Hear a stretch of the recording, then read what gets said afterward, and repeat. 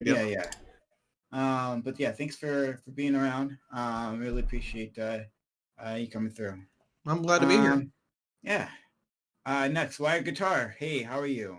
I'm doing pretty good. Do you remember I me? believe we've Yeah. talked a few times. I think we first met on a No Comment Chick panel a long time ago, but we've was talked a few times. it was since panel, I think. Oh, maybe it was since. Yeah, it was since Yeah. actually. Yeah. Okay. Sure. Yeah. Unfortunately, since it's not streamed like that anymore. But Yeah. yeah, and you've come on my actual panel. I don't think I have. A few times. I've only rated you. You never come. I think you came. Whatever. This is my Anyway, first time. Yeah. Thank you for coming through, though. Really Yeah, no problem.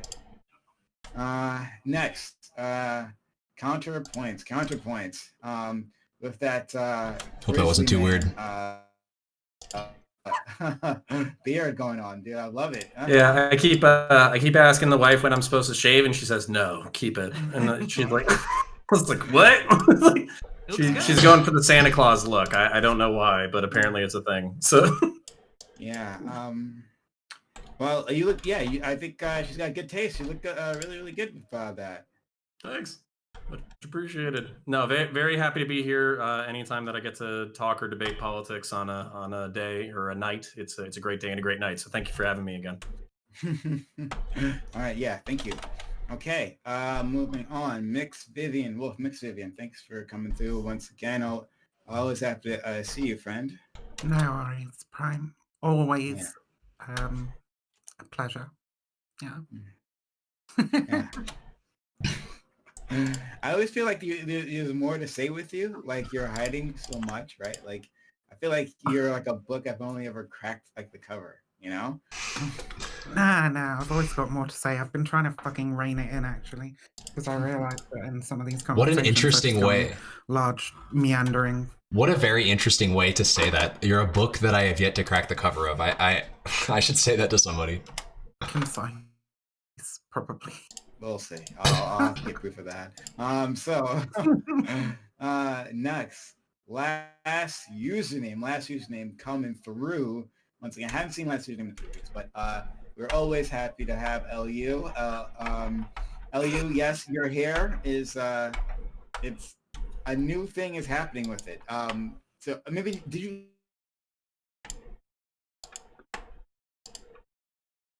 same every day? Just like on one side of your face.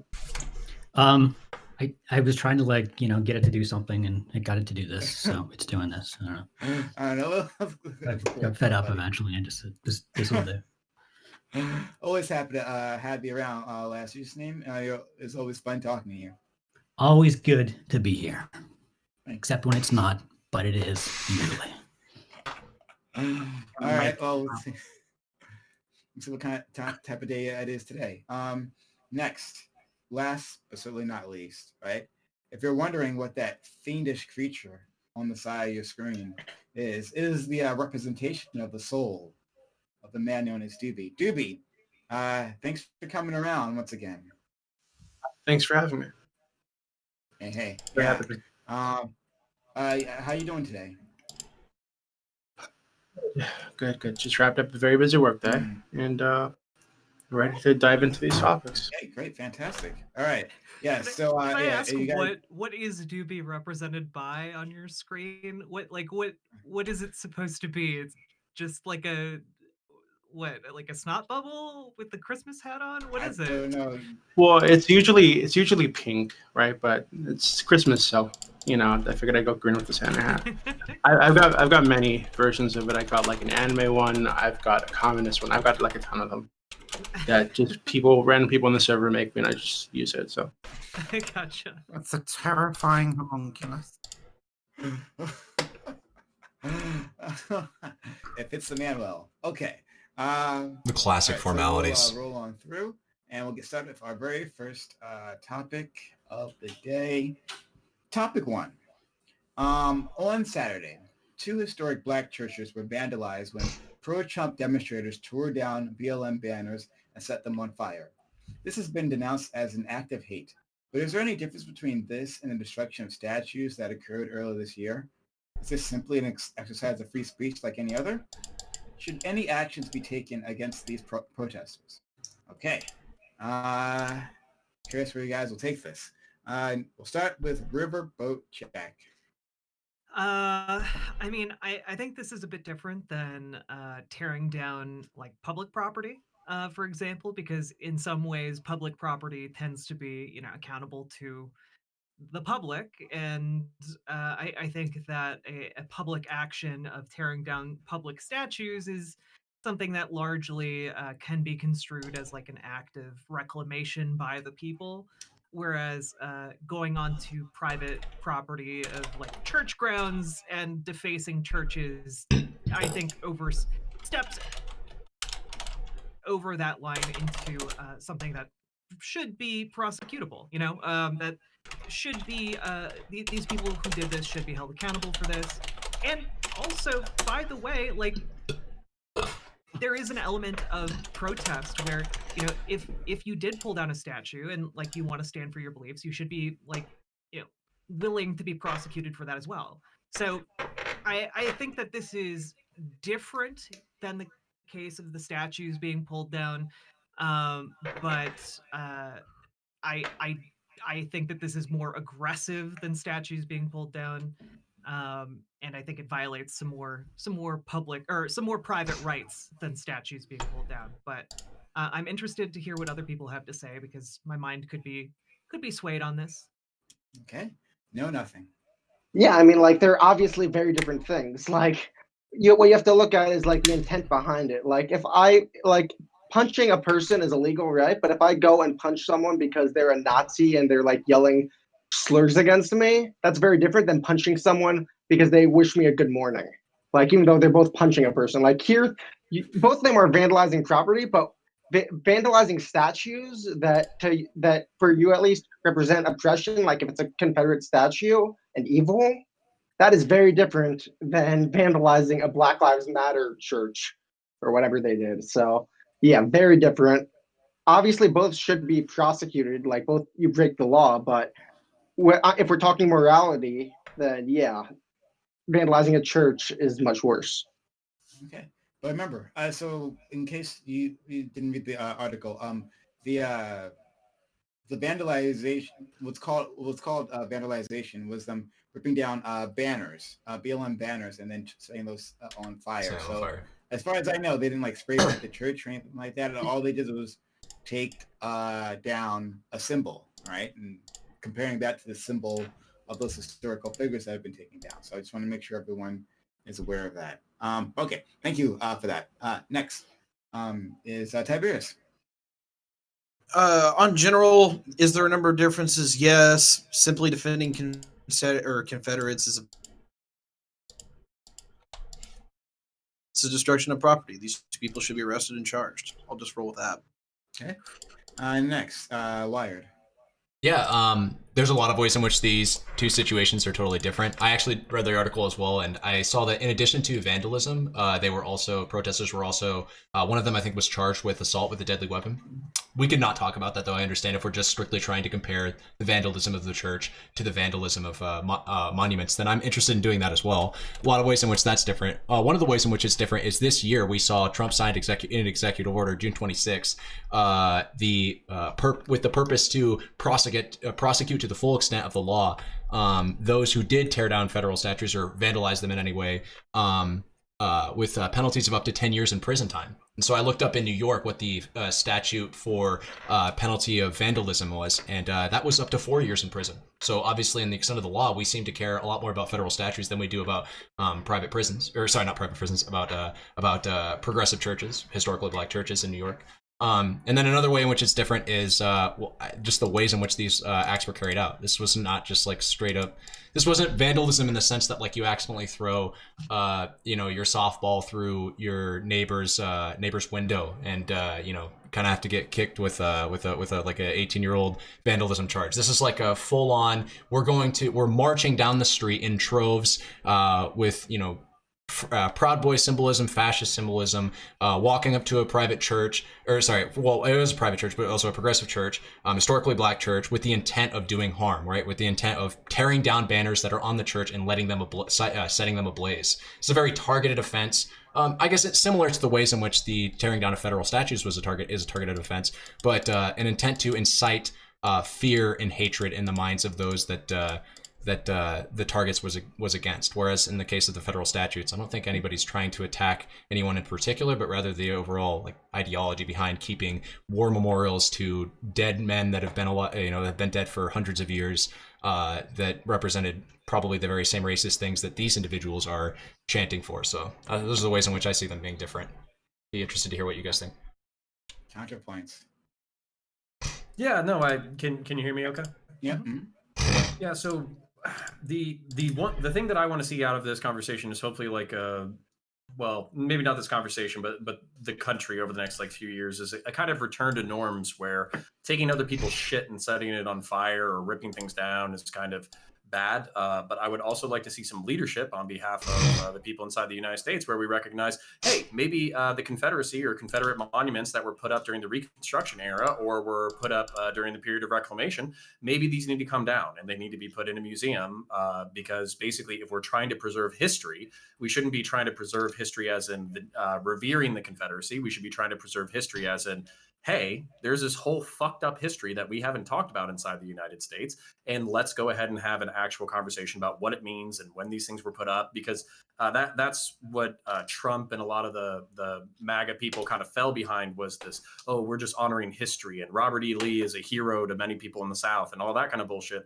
where this conversation really gets lost in symbols and rhetoric and perception. And while I'll probably largely agree with most of the people on this panel about those perceptions, we need to find a way where hopefully you don't have to tear down fucking statues because they're already down. And we've already had a national conversation about what these things mean and what we want out of our country going forward. All right.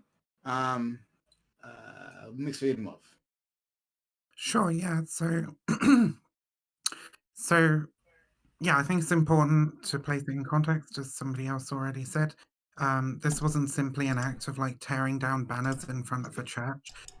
This was part of an action by fascist street gangs, essentially, to roam the neighborhoods and terrorize people who dared to support the Black Lives Matter movement. This was part of an ongoing action which resulted in 5 people being stabbed. And the last time they descended on DC, there was like a further 3 people who were stabbed by the Proud Boys. So they're escalating, right? And last time they were in DC, they also trashed Black Lives Matter Plaza.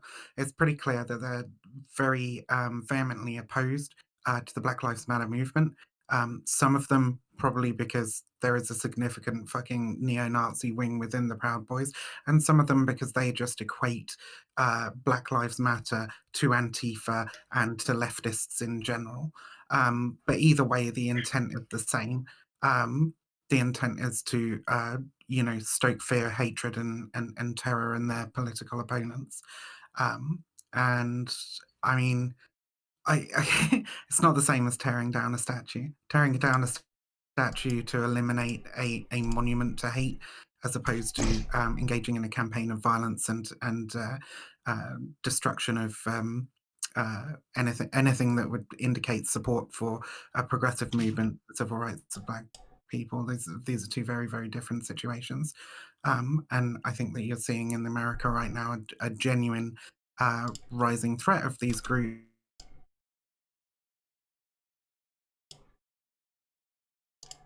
And there needs to be a serious conversation had about what to do with sort of far-right extremist groups in general who are growing bolder by the second. Okay, I'll ask Sue's name. Yeah, so burning other people's property, tearing down other people's property is bad. Don't do that. I'm slightly more sympathetic if you're vandalizing government property, which I guess some of these statues were. Maybe a lot more sympathetic. But I don't think this is a speech issue in any case. This is a vandalism issue. So, we can talk about the issue of public statues. I think you can definitely make a moral case for that. But private property, vandalizing private property, no, it's not speech at all. Thanks. And I like Enter the I don't know Gungeon. what who did this I like Enter the Gungeon. trying to make, but burning banners that are hanging on a church is a really, really bad look. If you want to criticize BLM, sure, go ahead, but use your words. Don't burning things is not good. Okay, Doobie. Okay, so I actually think obviously it's bad, right? You shouldn't vandalize things. But I think painting this entire event is like some kind of fascist uprising that had Proud Boys stabbing people in the streets. It's just, we're going there. Just not true. It is true. The people that were stabbed were Proud Boys, and they were stabbed by a BLM supporter wearing the Black Bloc Antifa shit. Right, it's on video. Right, to say that this is a Proud Boy stabbing people is just ridiculous. So that's the opposite of what happened. I actually think that what BLM did, I don't want to say BLM because it's not fair to tar the entire organization with the actions of like individual protesters who decided to tear down some statues. It's not. I don't think it's fair to tarnish the entire organization with that. So I'm going to say what these protesters did in the name of BLM is much worse than what happened over the weekend. Just in terms of like this is public property. They actually destroyed many of these statues. It cost thousands of dollars to repair and replace. I think putting that at the same level as tearing down a couple plastic signs and burning them while flipping them off in the street it's bad, but it's not as bad, I don't think. But either way, all these people should be charged. Okay. All right. Open to the floor. I actually think that last year's username made a really good point in regards to like the optics of this are very, very different from like the Proud Boy end and from the BLM end, because on the one hand you have a historic civil rights protest movement marching on these statues, tearing them down, statues of slave owners and white supremacists and people who rebelled against the United States of America, literal rebels to the Republic, who killed thousands of Americans with their actions. And then on the other hand, you have people who are, violating church property and burning down like banners that represent a movement against or wrong that has been done to African Americans in the United States of America. So, like from an optics perspective, it's very, very different. Can I address optics from the right? So, Doobie, first off, I'm insulted because that Proud Boy member wasn't stabbed by a member of Antifa. He was stabbed by an idea. Okay, so to describe it to Antifa actions at all, is kind of nuts here. Yeah. But moving on from memes, no, from the right, there is a perception of basically like a lot of people don't understand the concept of whiteness versus being white. A lot of people don't understand the concepts of Black Lives Matter, the movement, versus Black Lives Matter, the incorporated website that talks about the nuclear family. A lot of people don't make this differentiation. And if you're asking me, do I think Antifa or whatever are super soldiers who are going to destroy America? No, I don't. But that kind of is the perception from the opposite side. So when people rip down Black Lives Matter banners and they burn them, they think they're burning a racist communist revolution inside the United States, or destroying the symbols of that communist revolution. And then same thing with the Antifa getting into the street scraps. They don't think of it as a bunch of college nerds who get together in order to protest fascism. They think of them as communist super soldiers who are taking over the United States in conjunction with the communist CEO of Antifa, Joseph R. Biden. Sissies, right? Like don't forget that. Yeah. Well, it has to be both. drawing Yeah. can't do anything, whilst at the same time being Yeah, super I'm kinda- communist super soldiers about to they're take over the US gnarl fucking pan Richmond soy style. Yeah. Can I? I'm boys, just. and they're No, also that's super that's soldiers. not. You guys were saying that the person that stabbed, or that there was 4 stabbings. So I'm curious as to how you guys suddenly like have, I guess, the seance of knowing that like all 4 of them were Antifa members. Because I'm looking for Well, I any. think it was just I don't. Well, it's think because just one I guy. actually read the article and then I looked up the sources that were in the Yeah. article, and the name of the actual protester was accused of doing the stabbing because he was arrested. Yep. He's accused of stabbing 4 You're people talking about Philip Johnson during right? a fight Yeah. where he Talking might have Are you where he might have been are you defending ta- himself. It you looks like talking he was about- defending himself, right? From Okay. please, I'm not done. From people who Surrounded were by who terrorists. were yelling at him, falling down the street. Right, so maybe you could say he acted in self-defense. I don't know enough. I haven't seen enough of the video to know if that's the case. But what I do know is that he wasn't a Proud Boy, right? So to paint this event is Proud Boys going down the street stabbing people. Doobie, I find it. Wait, Doobie, I never said the Proud Boys stabbed people Yeah. in this You protest. Doobie, implied that they did. I find it very. I find it very. No. Okay, hang on. I'm saying they got stabbed as a result of the Proud Boys patrolling the fucking streets looking for people to beat up. Like, that's literally what they were doing down in DC last time they were there, during the quote unquote million MAGA march that attracted about 10,000 people, and during this one, right? And when they surround a fucking dude and start trying to beat him up and he pulls out a fucking knife, that's the kind of shit that's to be expected, honestly, because otherwise he could have got the shit kicked out of him. But it doesn't really matter whether it was in self-defense or not. What matters is that 4 people were seriously fucking injured because of the actions of a roving gang of fascist thugs. Okay. And real quick, I just wanted to say, I find it very interesting that I started talking, you interrupted me, Doobie, and then you accused me of interrupting you when I was trying to get like the full word of what I was saying edgewise. I didn't accuse you of interrupting me. You said, okay. Well, what I was gonna say was that I'm still looking for information. That proves that Philip Johnson was associated with the Antifa or anything, because I can't find anything about that. Yes, it is true that 2 of the 4 people that were stabbed were affiliated with Proud Boys, and it sucks that people in general are getting stabbed, whether they're affiliated with the Proud Boys or Antifa. It doesn't matter. Violence is bad. I think we can all agree about on that subject here. But I'm wondering where this notion that like it's the Proud Boys that are the victims here because they're the ones getting stabbed, and yeah, they're causing vandalism. But look at what happens at their protests. They're always getting persecuted. Like, do we have any evidence that it's actually Proud Boys that are not, or sorry, that it was Antifa that's like committing these stabbings?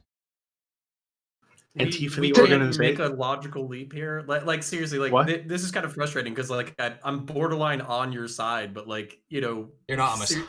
It's well, it's so, You joked so earlier. Weird. You made a meme earlier so about weird Antifa that being- people keep getting stabbed and beat up by ideas. It's just That's it's what such proves a that you're not bad on my meme. side. It's Wait, okay, what's cool. the So I'm idea not on here of your fucking side. I don't Antifa? give a shit. But at the same time, it's like seriously, there's people like we did this whole thing last time, and maybe we can just skip it so we don't waste 40 minutes doing the same shit we did last time.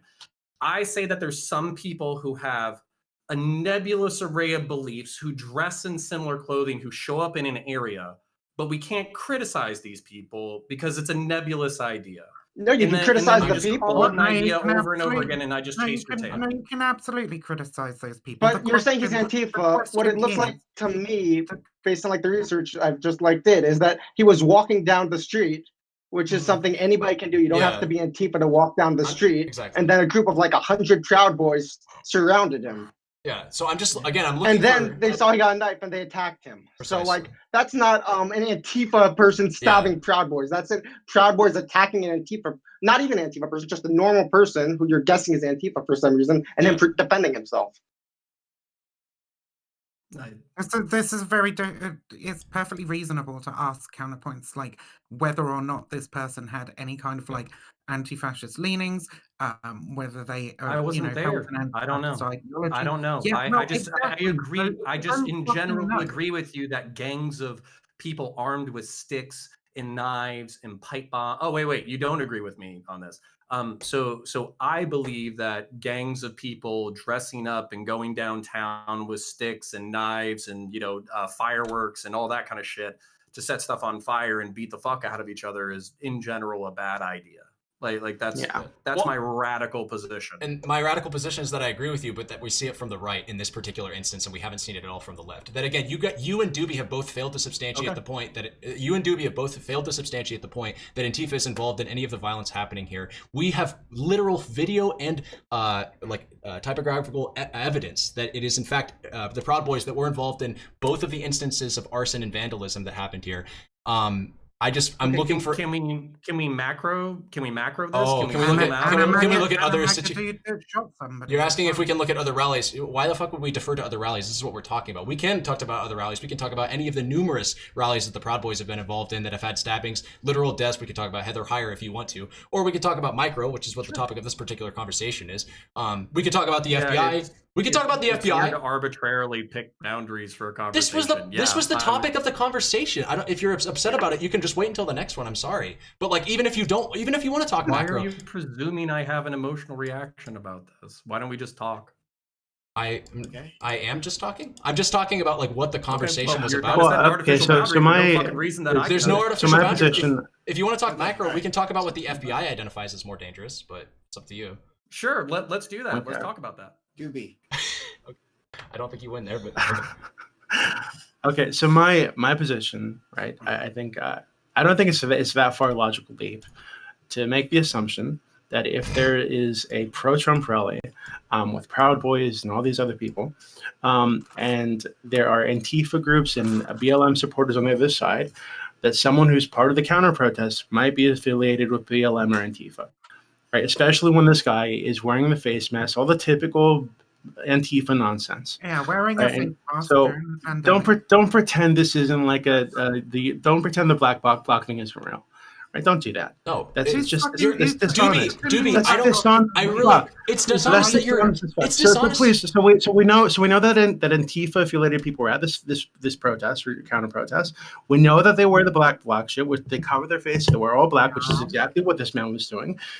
Like what? I don't understand why you guys are pretending that this is just some random ass dude that just happens to be on the street during this massive demonstration. What are you talking about? I have the police report right here if you want to look at it. Or... Because it's perfectly reasonable that somebody might have been walking down the street wearing a fucking mask because we're in the middle of a pandemic. It's perfectly reasonable that this person might not have had anything to fucking do with either BLM or Antifa. You just don't fucking know, right? Well, so when you say it's perfectly reasonable to make a logical leap that this person was definitely like an anti-fascist of some description, that's not a logical leap to make when it's perfectly reasonable that they could have been something else. You simply don't know. For the record, it doesn't fucking matter, right? Because even if that person was Antifa, right, then them being surrounded by a gang of fucking fascists and getting pushed around and defend themselves would have been perfectly fucking reasonable anyway. If we believe in self-defense, which I assume I can. That's separate. That's separate from the. Like if somebody is walking down the street, regardless of if they're Antifa or if they're even if they're a fascist thug Proud Boy, if you're walking down the street and 100 people surround you and try and beat the shit out of you, you're perfectly justified in defending yourself. So like,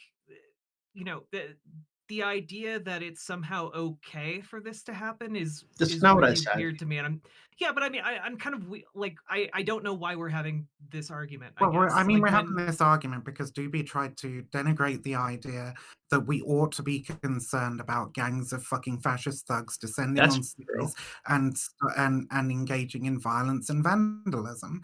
Like, we genuinely should be fucking concerned of that, and regardless of whether or not the person who committed the stabbings was fucking Antifa or not, the stabbings were a direct result of this kind of activity, the kind of activity that was emboldened by the Trump. So this is what I have a problem with, right?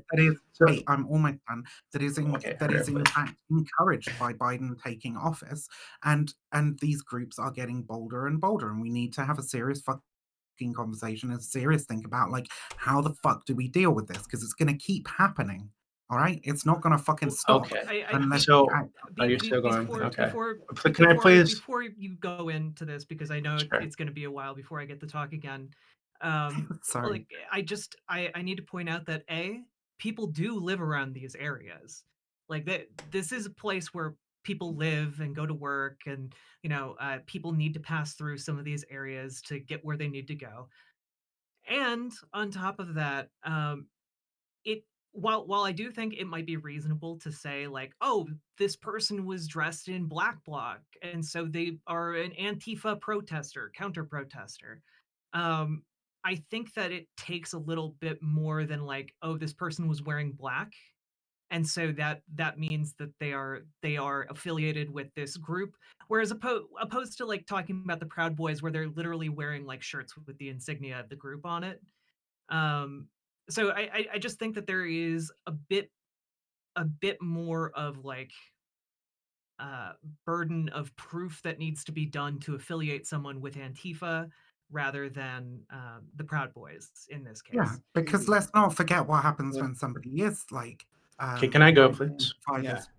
Yeah, let's do B, please. So I think the issue, again, is that all we know, based on this video, is that this man was on his own, wearing the typical black bloc shit. He's described as a counter-protester. In every article I've read about this, he's described as a counter-protester by the police. Right, so I don't think it's that far elite to just from those statements that the police have made, that these journalists have made, that I assume have done the research into who this person is and why he was at this protest.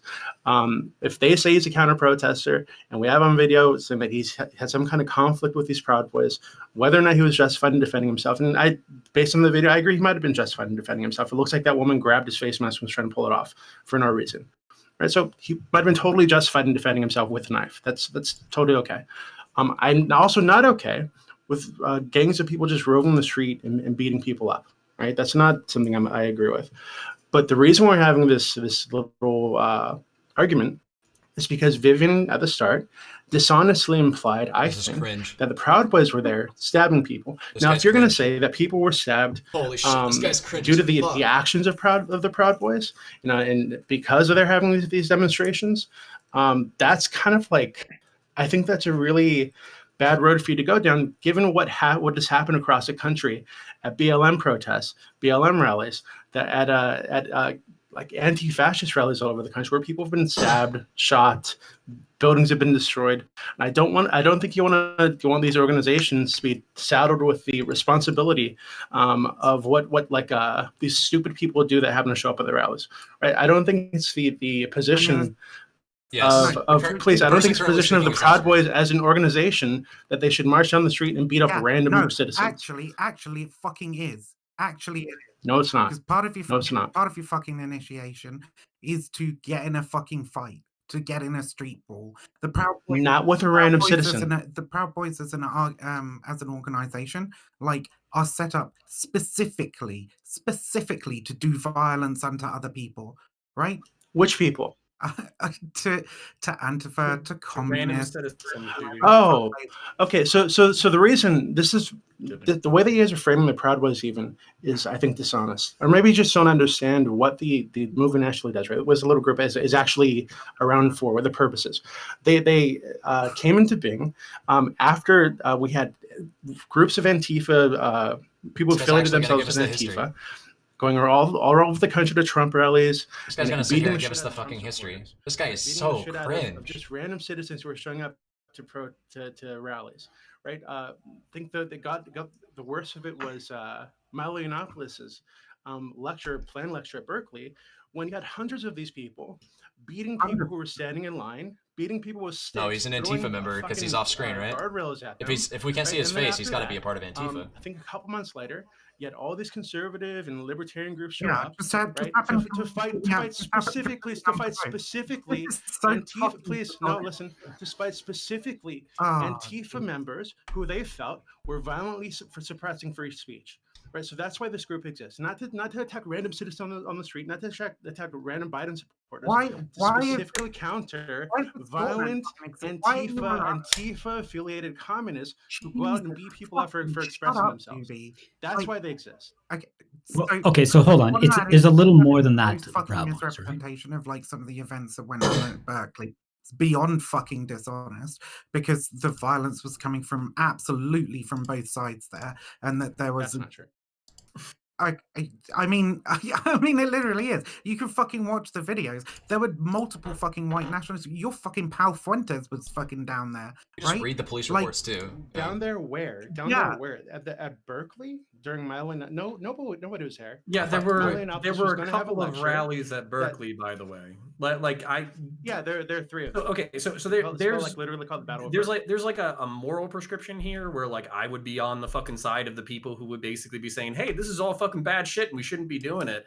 But I don't think there's any descriptive thing that Doobie just said that was inaccurate. The Proud Boys were founded because of Antifa beating the fuck out of normies. Like it's yeah, just what the normal. fuck? Random- But they also, Can I- if they're just providing quick? security, Like, then they don't need an Proud initiation Boys ritual were that involves literally getting in a founded fight, by a right? neo-Nazi.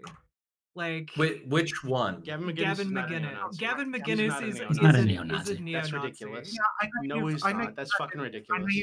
I know you've had him for your AMA on your fucking server and shit. He's not but that. I'm not the one- He's not I'm a not the one neo-Nazi. sitting I've there had with actual fucking- neo-Nazis on my server. He's not a I'm neo-Nazi. not- The Proud I'm Boys not are the not a one- fascist I'm not organization. the one sitting there with fucking fascist tattoos and fucking wearing a screwdriver t-shirt and shit. Fucking Gavin McInnes is at the very least very sympathetic to neo-Nazis.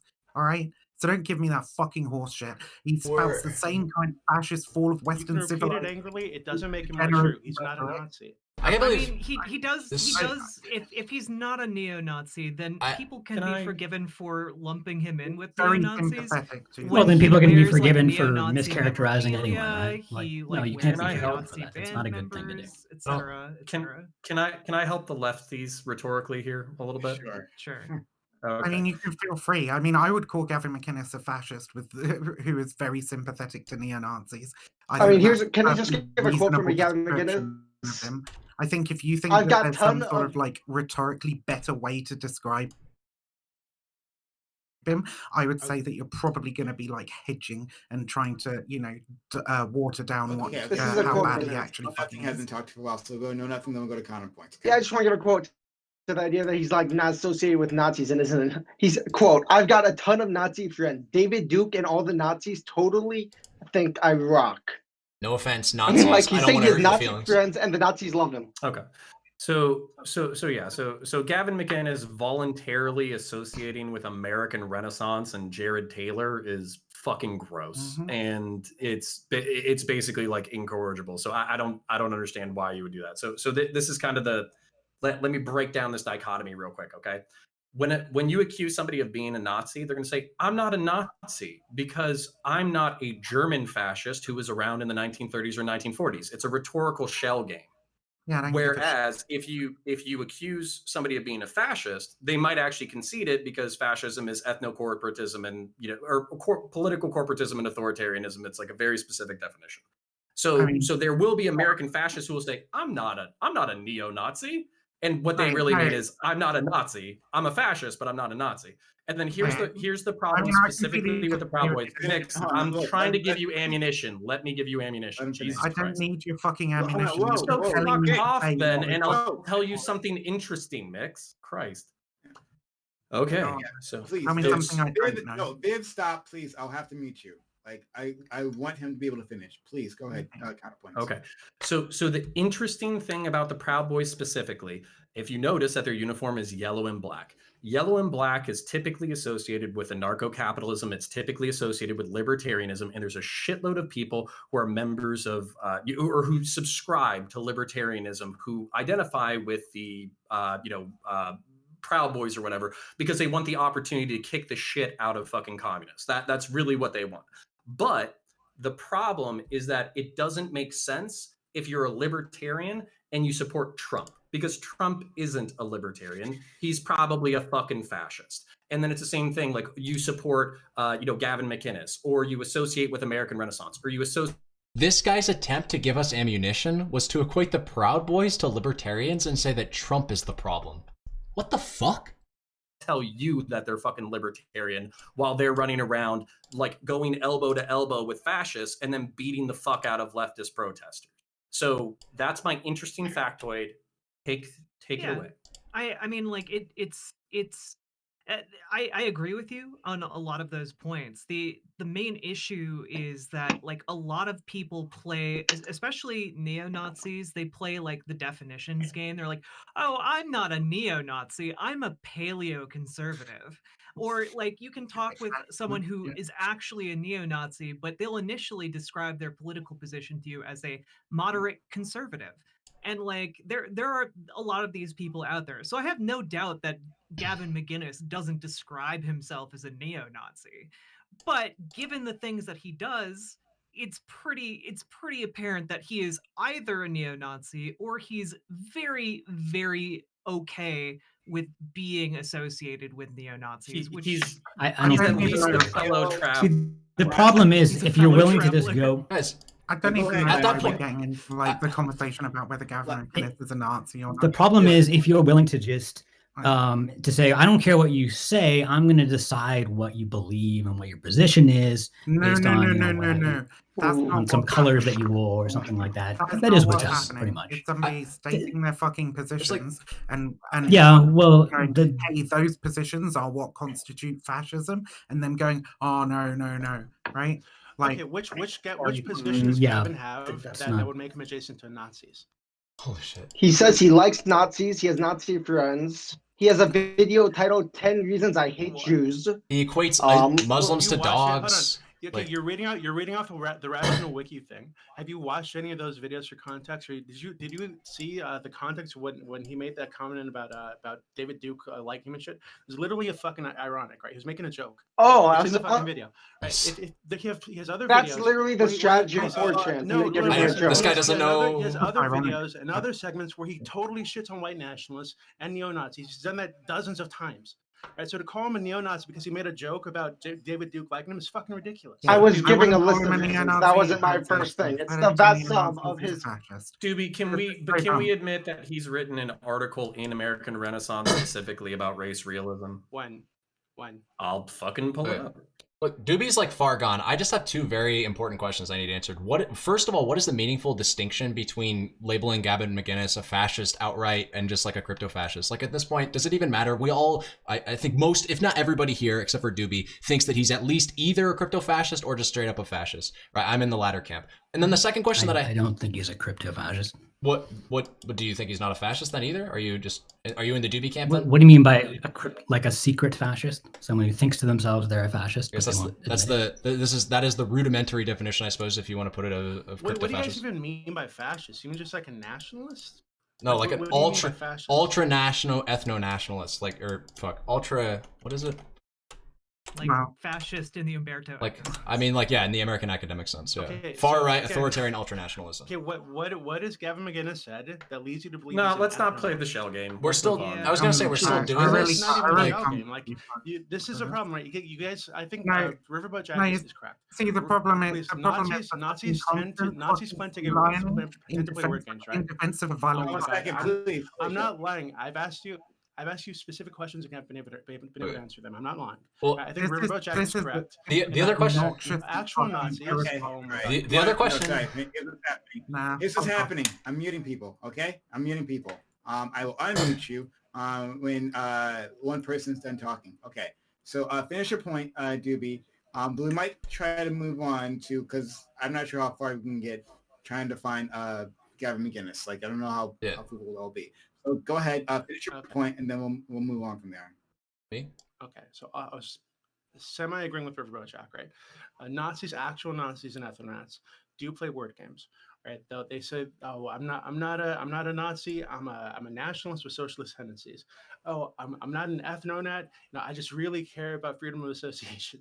Stupid shit like that, right? They do that all the time. But so do lefties, right? They do that amongst themselves with their own labels, but they also do that with other people, right? They will look at a group like the Proud Boys and call them Nazis, call them white nationalists. They'll look at Gavin McInnes, call him a Nazi, call these people racist and all these things. But if you watch the actual videos of the Proud Boys burning these signs from that church, there are plenty of black and brown people in that crowd wearing Proud Boys gear, flipping off the BLM symbols.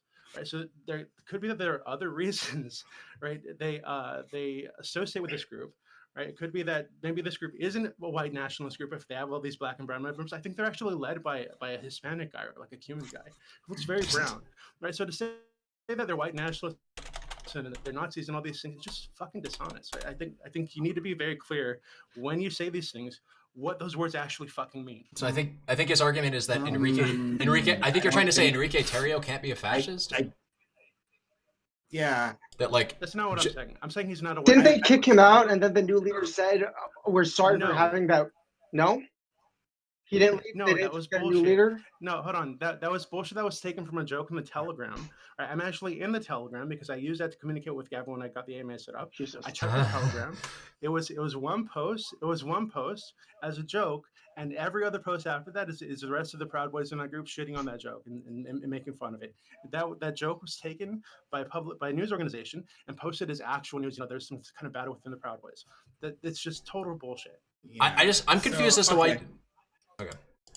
Okay, so we're gonna try to move on. Riverboat, I'll let you have the last word on this piece.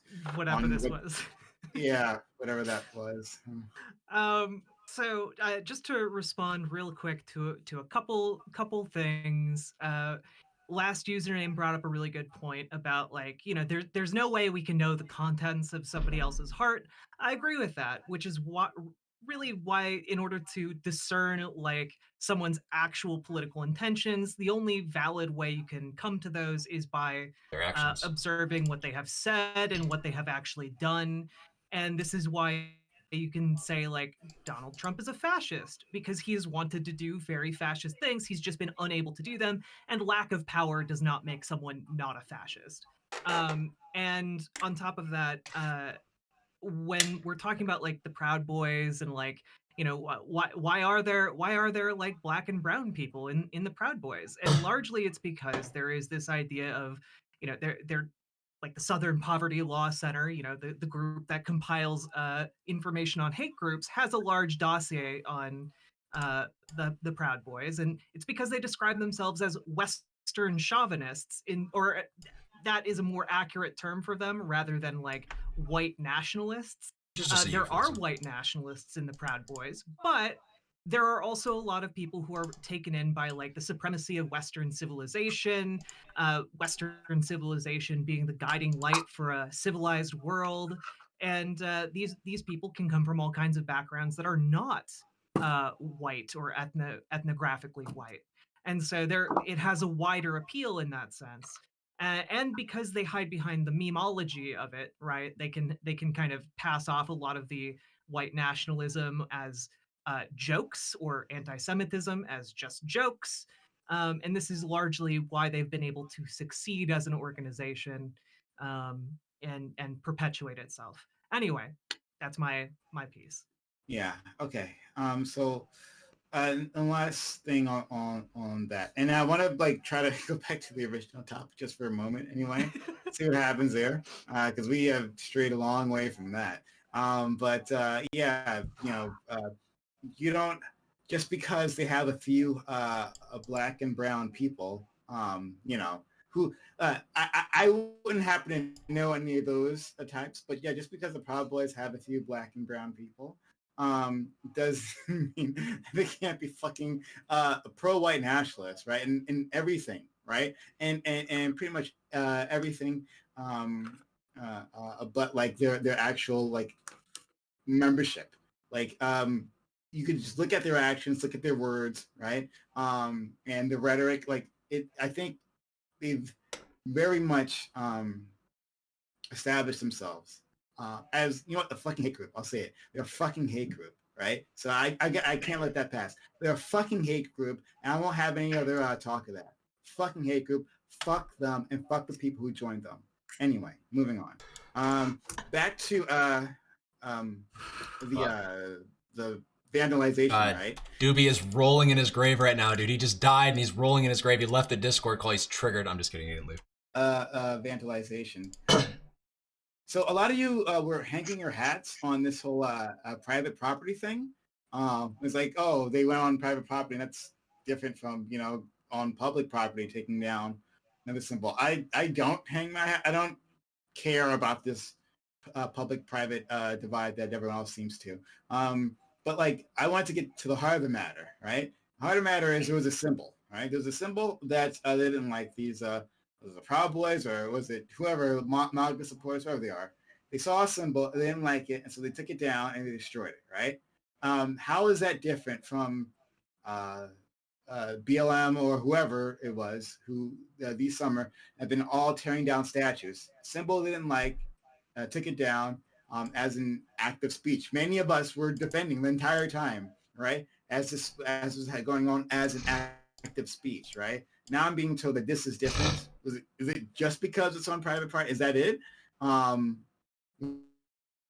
ahead. Yeah, I could care less. Well, I could care a bit, but the private property versus public isn't what really matters to me. It's what symbol you're pulling down. If you're pulling down a Nazi symbol or a Confederate symbol, then yeah, I support that because those are evil, bad symbols. If you're pulling down a Black Lives Matter symbol, then I'm going to not defend that, especially if you're doing it in a Black community at a Black church. It's not where about you're clearly saying that you don't belong here. So it's not about defending. I'm not the person to be defending, especially if I just call the Proud Boys a hate group. I'm not going to be defending them, right? But the point is that look, comparing the actions and the meaning behind them, right? Like if it's simply that they're taking down a message that they don't like, right?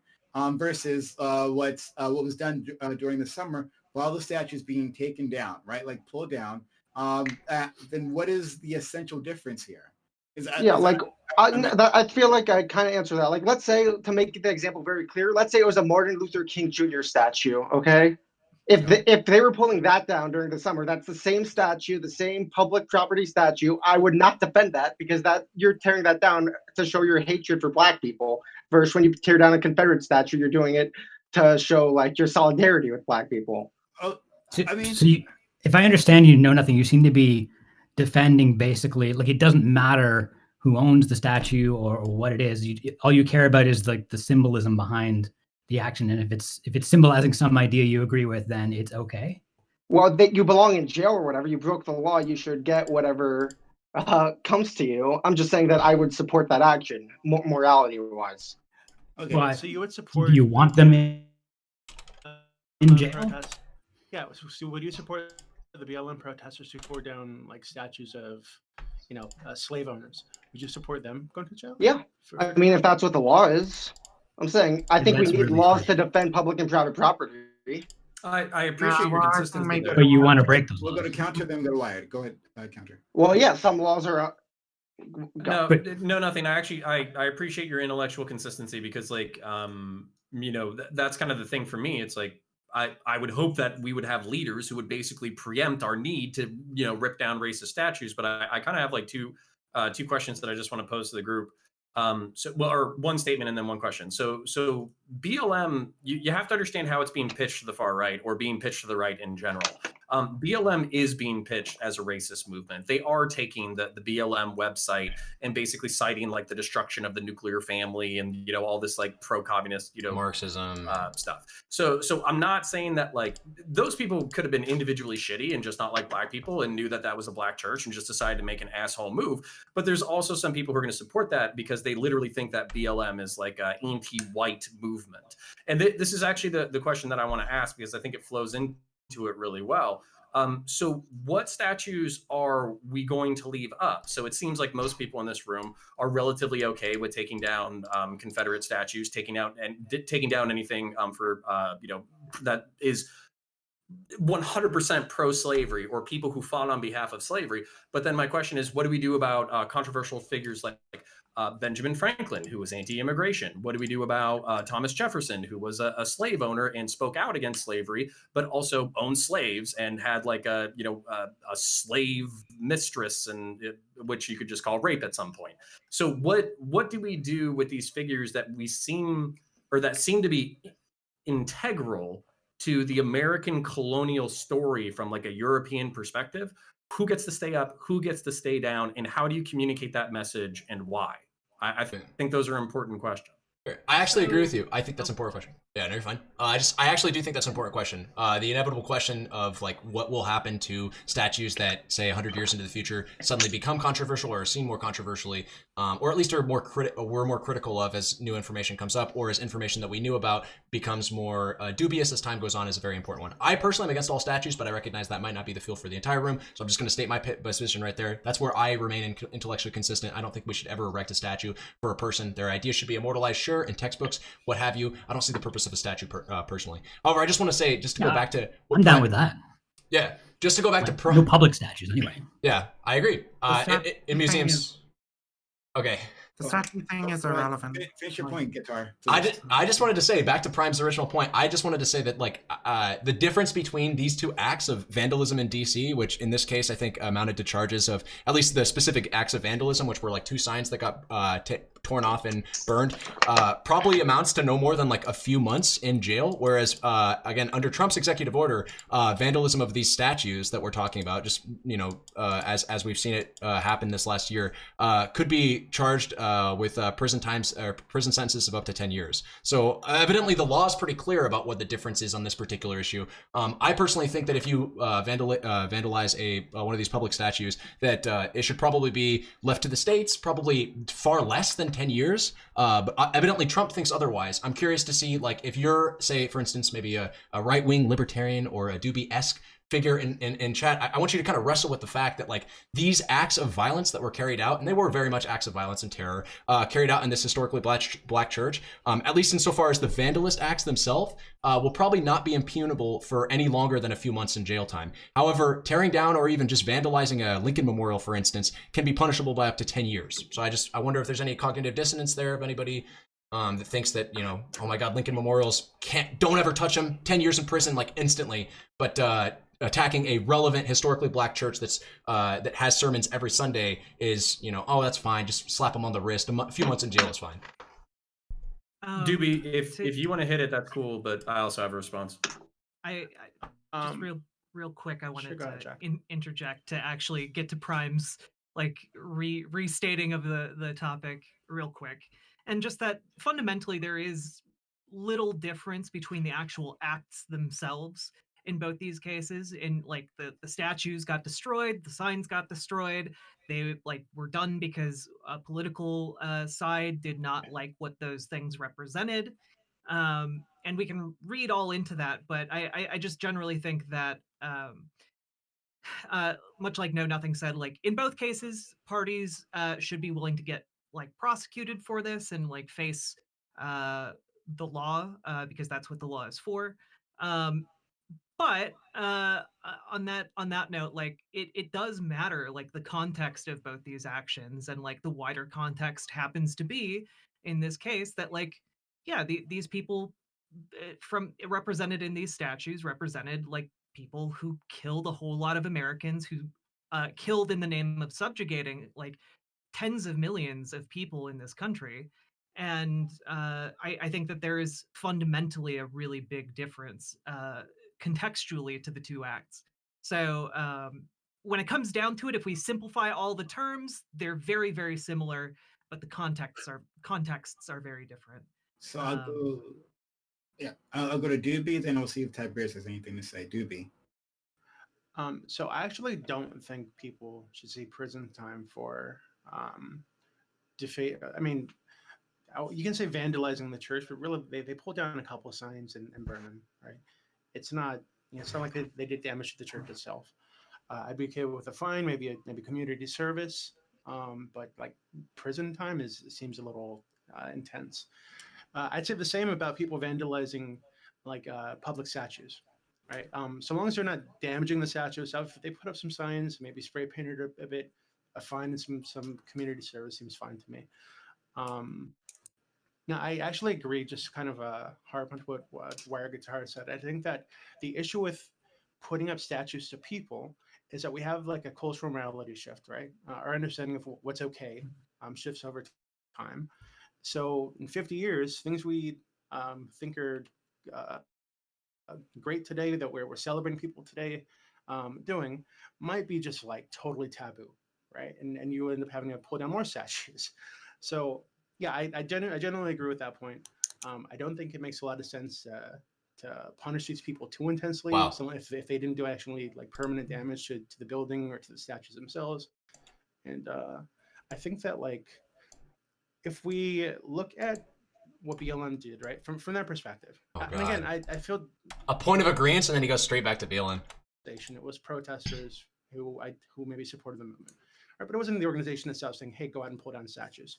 So, but what these people did was, they were attacking symbols of oppression, right? Basically. But I think if you were to take a step back and try to look at this through the perspective of these Proud Boys or Trump supporters who were there, who were pulling down these signs and burning them, many of these people see BLM as like a racist, communism infused organization that is attacking the like idea of like the American identity. You should throw itself, Marxists right? in Not there the racial identity for good measure. right? But what it means to be an American, what it means to be patriotic, right? And that's why they disagree with this organization, not because they hate black people, right? So from their perspective, they feel like He doesn't they're think being anybody oppressed by this group, by supporters in the Proud of this Boys group hates who black go out people. and try to There's no protect way. them and try to They're get all them just fired for expressing attacking themselves, BLM because for expressing they're pro-Trump racist. opinions, for call them Nazis and try to denigrate them anytime they speak up. And for a lot of these people, they BLM and Antifa are representative of like the oppressor, which is a silly position when we really think it through. But that's genuinely what they believe, right? So I think it's more similar than anything from the perspective of both sides. Yeah, and what we should do is we should cater to people who believe in bizarre fucking conspiracy theories that manifest as like white supremacism. That's what we should do. Or Because, maybe you should address after their all, arguments so they don't no longer think that way. after all, there are a significant Amazing. amount of people in those groups who think that by 2066 they're going to be a minority in their own countries. And why shouldn't they deserve some kind of like self-determination or autonomy to like break free from this oppressive regime that seeks to Tiberius. replace them ethnically? Yes, sir. Like, Please. Sure. When it comes to this whole conversation, granted, I do, forgive me, I'm very ignorant on it. I try to do my research, but I largely got for the next two topics is what I largely covered. That's more my specialty. As far This as guy hasn't talked at all. So by what I can tell, it's definitely Proud Boys, and I'm not exactly a fan of any kind of Proud Boys. The conversation that I was really hoping we were going to go down, and that was hinted at very much, was a counterbalance between ContraPoints and Vivian Wolf, which was that Antifa, that kind of thing, is being marketed to the right as a very extremist ideology, and it is empowering, or not empowering people. It is radicalizing people in the way that Vivian was saying, where we're having more people join the Proud Boys, where we're seeing the rise of neo-Nazis and neo-fascist movements across the board. I need to say it up, actually. I thought that was a wonderful conversation to have. I would like to explore that a little bit. How do we counteract that? We all seen Suspect Sushi. Just straight up went to the dark side. Like, how do we counteract people from embracing that? Because I've talked to him. He thinks he is rightfully justified in what he's doing. Like, he thinks he's the good guy. I'm like, dude, you've gone to the dark side. I'm trying to walk you back from this. Realize it's like, dude, you are literally the people you hate. So that's the conversation for me that I actually want to have here. But and to actually address Tiberius, but also hopefully what Mix is saying is like you can't just so you're saying we should cater like that that's actually a line that I get a lot whenever I try to articulate like right-wing views, is like, you're trying to cater, you're trying to coddle, you're trying to help these people out, you're trying to hold their hand and walk them down the street. No, I'm not trying to treat them like fucking children or trying to soothe their little butthurt egos or anything like that. I'm trying to come up with arguments that are compelling to them. I'm trying to come up with narratives that are compelling to them. I'm trying to convince them that we are not all members of a controlled opposition Jewish cabal to mind fuck them out of existence. So now, as stupid as that is to you, and as stupid as that is to a lot of people are captured by this ideology. So there is room for calling them idiots and making fun of them, because nobody likes to feel stupid and nobody likes to be made fun of. And maybe that's your role in society, and I wish you Godspeed in that role. But my role is to try to articulate their perspectives and then tell them why they're wrong. So that, I mean, like, these are all you good can attack it on multiple I fronts. I feel like there's a lot of lecturing being done here. If I seem kind of fucking frustrated, It's because you're kind of saying a lot of the shit that I say really fucking regularly. Yes, we do have to understand their positions and where they're coming from. Yes, we have to counter fascist propaganda by explaining why it's fucking bullshit, right?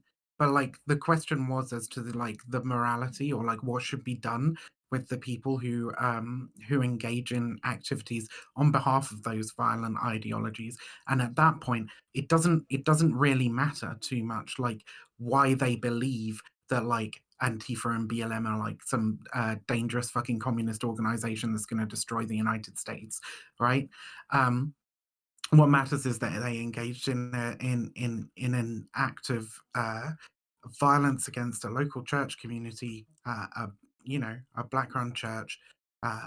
They caused people to fear for their safety. They acted, in support of and in accordance with pretty fucking fascist values, right? And so we have to counter that on its own terms as well. We can't just be like, well, they have some good reasons, or there are some good reasons why people get sucked into this. Of course there are. We know there are. You want to try and stop people from getting to that stage, but you still have to fucking deal with them once they're there as well. And you have to defend your community from those people who believe those things, regardless of why they believe them. Completely agreed. And this actually gets to a point that I wanted to ask Wired a little bit. So in a liberal democratic society, so Know Nothing and a few other people have articulated that the moral difference in these scenarios is the fact that like the motivations behind them, the symbols that are being torn down, the history that's associated with them, all that kind of stuff is the context that makes one morally correct and makes one morally reprehensible. So let's just say we agree to those definitions for the sake of the conversation and for the sake of principle. So that doesn't really necessarily work from a legal standpoint in a liberal democratic society. You have to have a rule, whether that rule is private or public property, or if it's a fascist or an authoritarian communist, or if it's an anarcho-communist, or if it's an anarcho-capitalist, weird MAGA fusion fascist gang running around beating the fuck out of people. There has to be rules about what constitutes violence, what's a criminal offense, what can you be arrested for, what can you be punished for.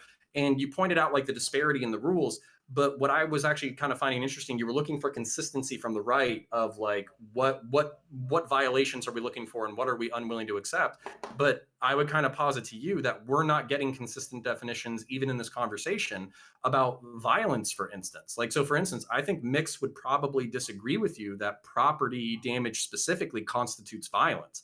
And that's where we're operating in a world of like semantic difference where it's hard to know what's right and what's wrong because we don't even agree on what fucking definitions mean. But I think that can I constitute violence? Yeah. Okay. Sorry, you would say property damage constitutes violence? I would say property damage. Property damage can constitute violence. Okay, yes.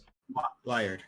I would say that property damage constitutes vandalism, which is the legal definition of what we're operating under here, right? What happened in DC was vandalism and a few stabbings, which were assault with a deadly weapon. And we were talking about specific.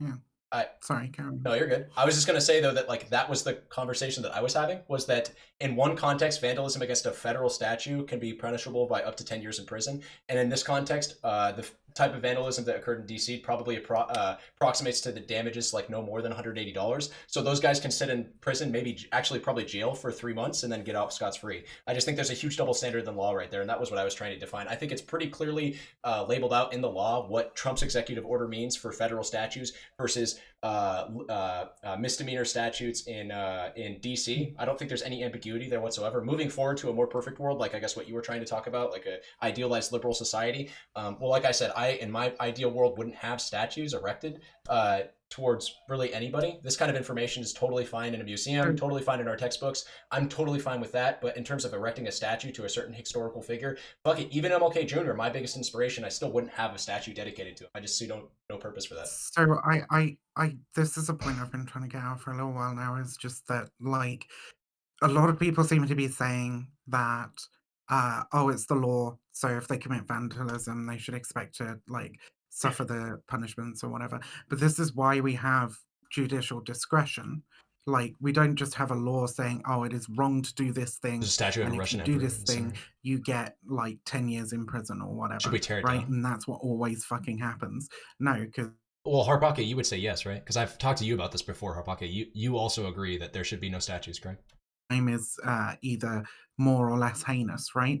And in the case of like tearing down a public statue to racism, I would say that that is a much less heinous crime than, you know, being part of a gang that is like prowling the streets looking for people to beat up and destroying the property of a black community church.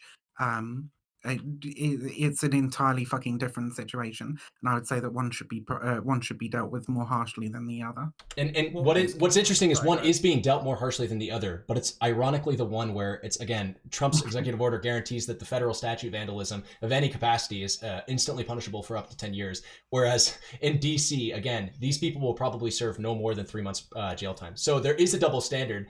It's just not in the favor of what I think most people would logically agree is deserving. Even Doobie, I'm sure. Like, I mean, Doobie did agree earlier in this podcast that it seems a little bit fuckety that people in DC will be serving like a little bit of jail time, whereas people that violate federal statute, as designed by Trump's executive order.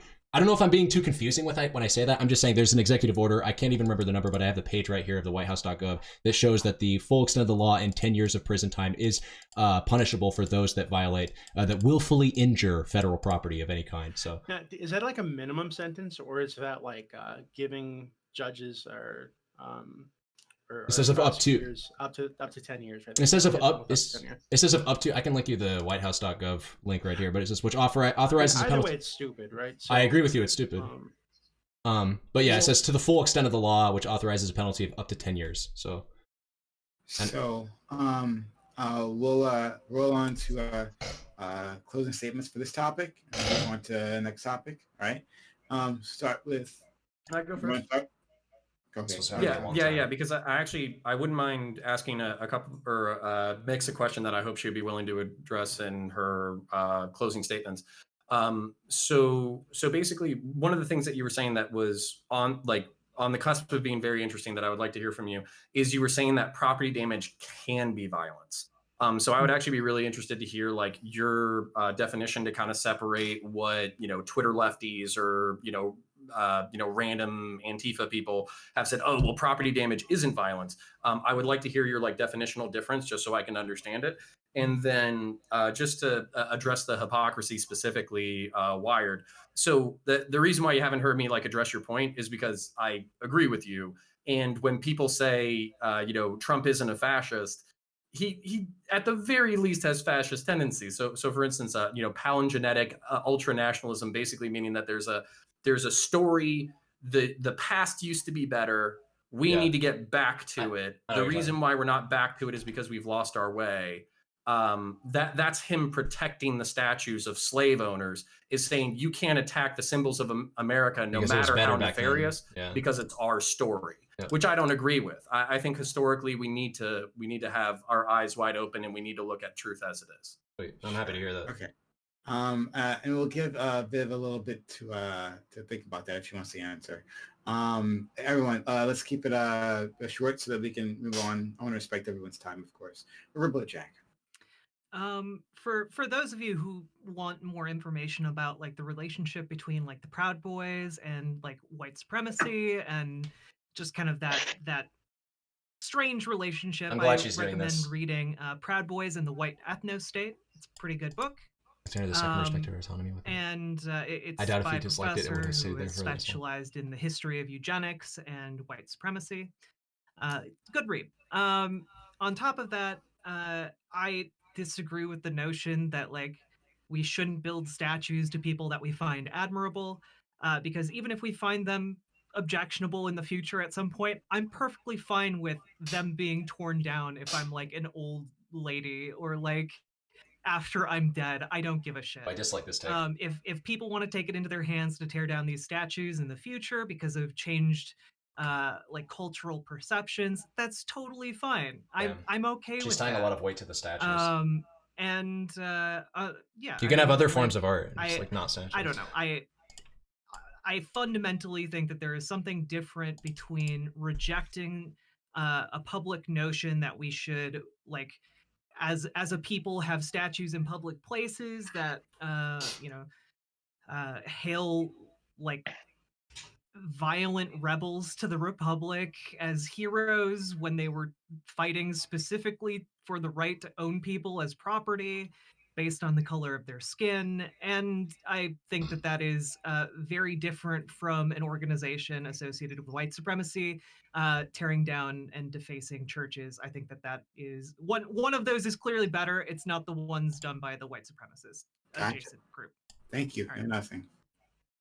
Yeah, sure. Legally, I think that there should be laws against destroying public and private property. And I think if you violate those laws, no matter what property it is you're destroying, you should get the proper punishment, regardless of why you did it or your reasons for doing it. But I also think that in some cases it can be noble, and I could applaud you for doing it. And in other cases, I think it's ignoble and evil of you to do it.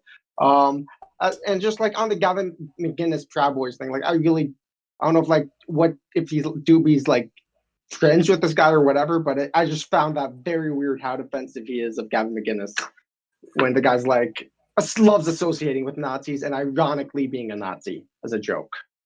Tiberius. As far as destruction of property, we already have laws for this. As far as why you do it, we can get into semantics, but generally those who make up a more conservative ethical framework, which I definitely kind of come from, is that the action tends to dictate more than the reason for doing so. You should be punished accordingly for that. That's an ethical conversation, long conversation we have to get into. As far as me personally, I definitely am no fan of Confederates. I don't know why the hell they had statues to begin with, but we had this conversation months ago. Why are we still here? As far as what happened now, you blatantly just went up against people's free speech and on their property, which is kind of heinous and makes any kind of side that I'm associated with makes me look really, really bad. So I'm definitely not in favor of that. That's not how we're supposed to behave, especially in a civilized society. So screw these people, arrest them, and charge them. I'm going to end with that. All right. Definitive. Manly. Very, very strong. Next. Guitar. Yeah, I just, in general, am pretty in favor of, I guess, violence and, I guess, in this case, vandalism, as I think we've established everybody on this panel is, widely speaking.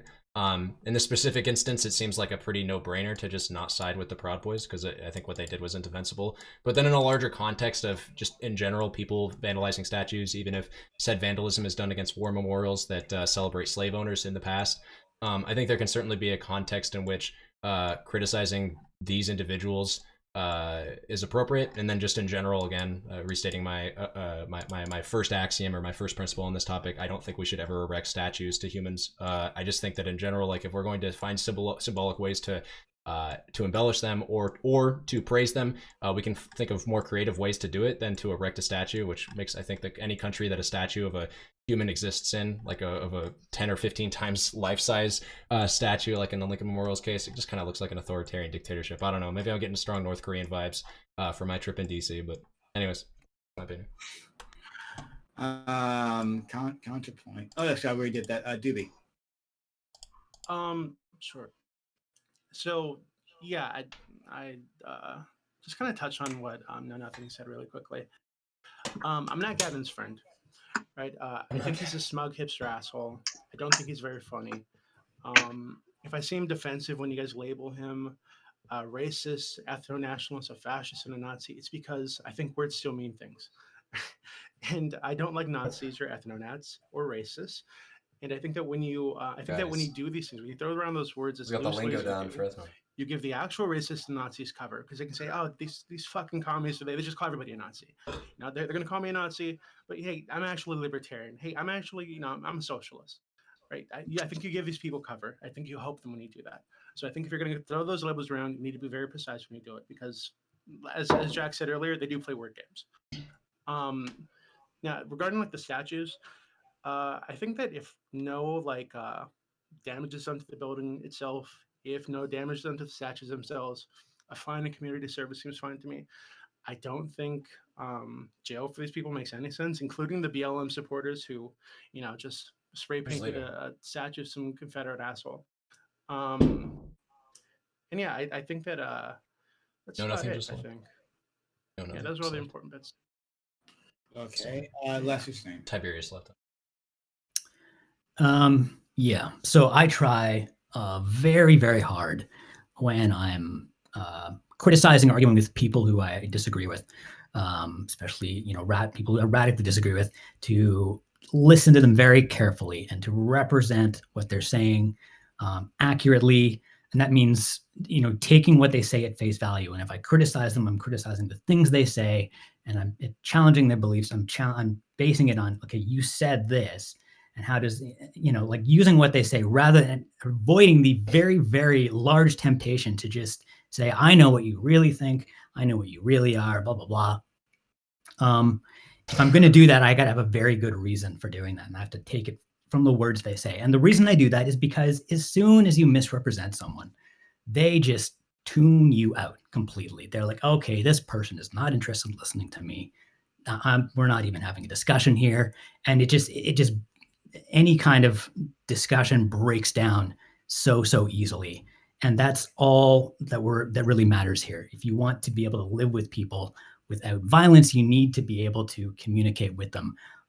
Sorry, guys. By the way, it's hard some to, sort of good. Your whereby cam is locking up at time. Leave the whereby and come back. And that's what I try to do. And I think if you want other people to listen to you and take you seriously, and not just the people you're arguing with, but third parties listening, you have to make that same effort too, as tempting as it is to just speculate about what's going on, but crypto this and crypto that.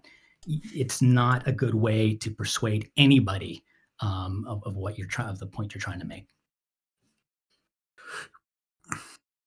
Okay. Thank you for that. And Bless, your name, your camera is a little jittery. If you could pop out and pop back in. Sure. Thank you. And finally, Mr. Vinimov. Good call, Kurt. Good call. So I think, does he not understand his own I categorically reject the idea Okay, that but you're the one. that at least I. Okay, but you're one of those guys getting duped when Nazis say they aren't Nazis. Yeah. Gavin McInnes in By crypto fascists, sort of basically. throwaway, like, he's just a neo-Nazi kind of way. I very specifically said that I think he's a fascist who is very, very comfortable, or what was it? Very comfortable hanging around with, or very sympathetic towards actual neo-Nazis.